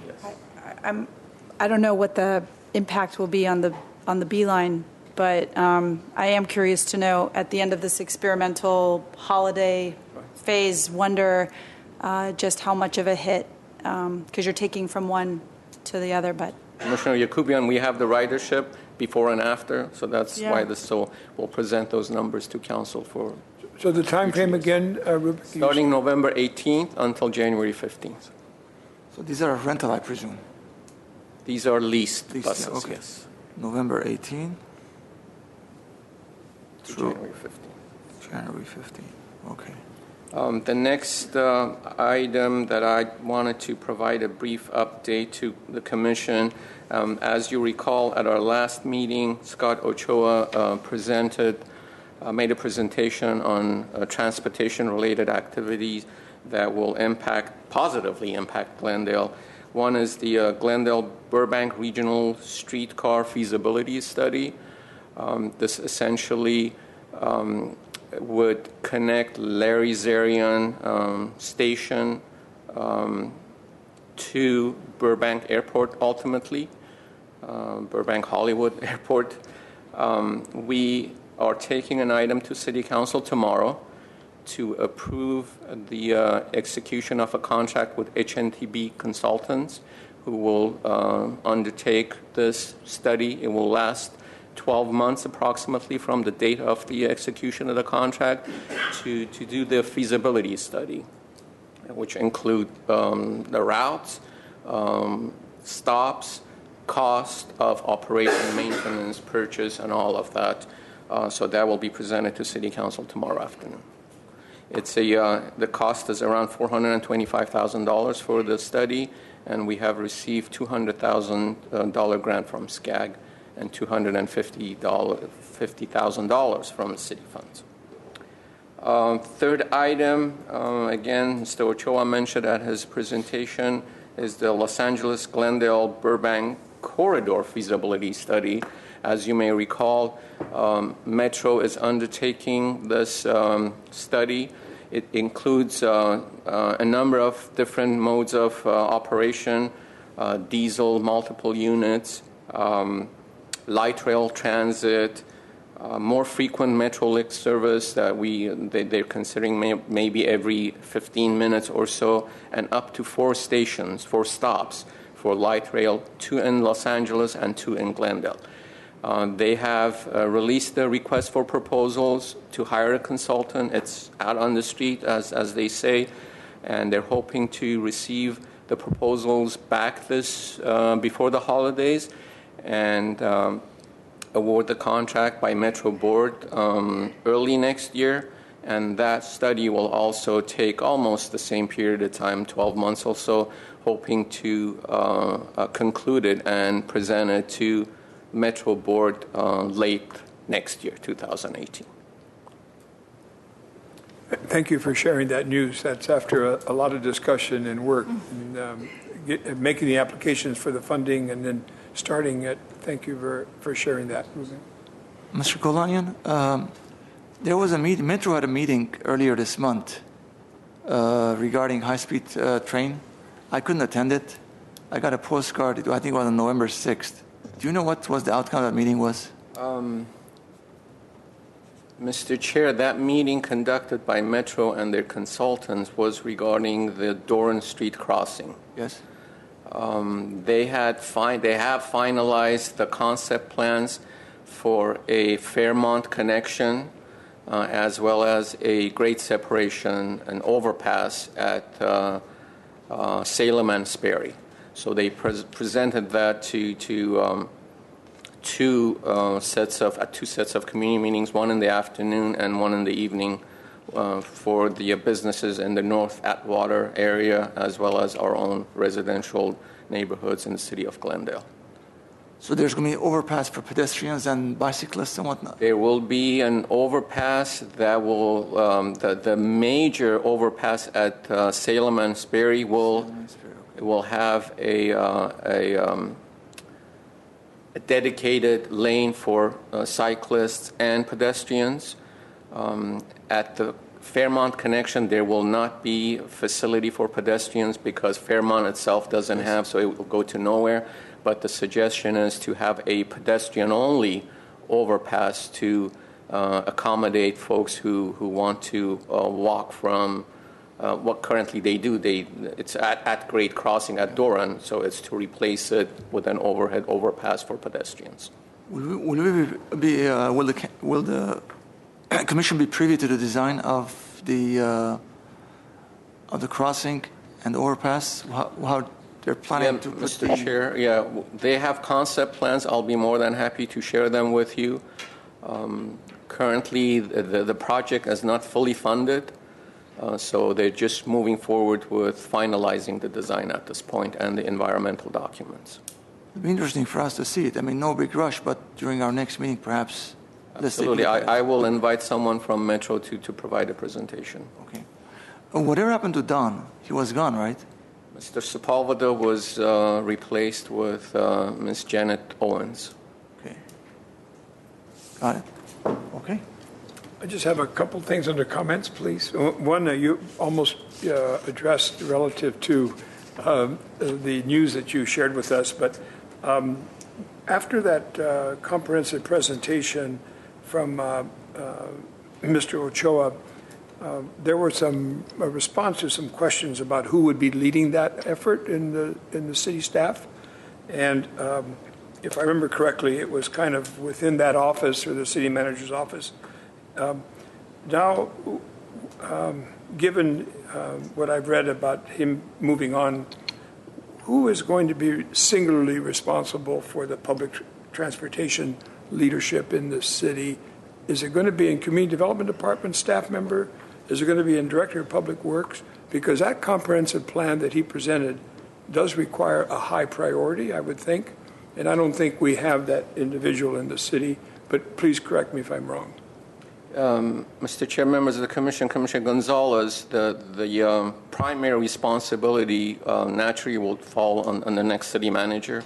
But this is as you mentioned, high priority, and it's across departments. So both Director of Community Development as well as the Director of Public Works, I will be intimately involved as we were in the past with Mr. Ochoa. So is there a potential of a person coming on board to lead this effort because of its, not as we said, priority and attention that's needed to enhance public transportation in the city now and the future? Is there going to be an individual hired for this, or is it still going to be split between your responsibility in your department and Community Development Department? Commissioner Gonzalez. And maybe that's a city manager decision, but where is the city council on something like that? Can we make any kind of recommendation? City Council is very much in tune and interested in transportation-related, especially these the major regional improvements as such. And rest assured that everyone from the city manager's office and the two department heads take it very seriously. Depending on how fast these move forward, currently as it stands, we are handling it in-house and we're handling them via consultants. We're hiring a very reputable consultant to handle the streetcar feasibility study. Because of the impacts it has on infrastructure, obviously Public Works will be involved. But if need be, we will hire a transportation specialist, and Mr. Ochoa previously had mentioned that. But it all depends. Right now, everything for the next 12 months will be in feasibility study phase. Okay, thank you. And the other comment or request, when is our next commission meeting scheduled so we can get it into the calendar, please? We would have to schedule a special meeting in December. So are we talking a month of, or what? In December. December. It will be December? Oh, and there's a date? I'm sorry. No, we would have to schedule a special meeting. Thank you. And I'd like to add that at that special meeting, we'll have to appoint a new chair, Mr. Krupjian.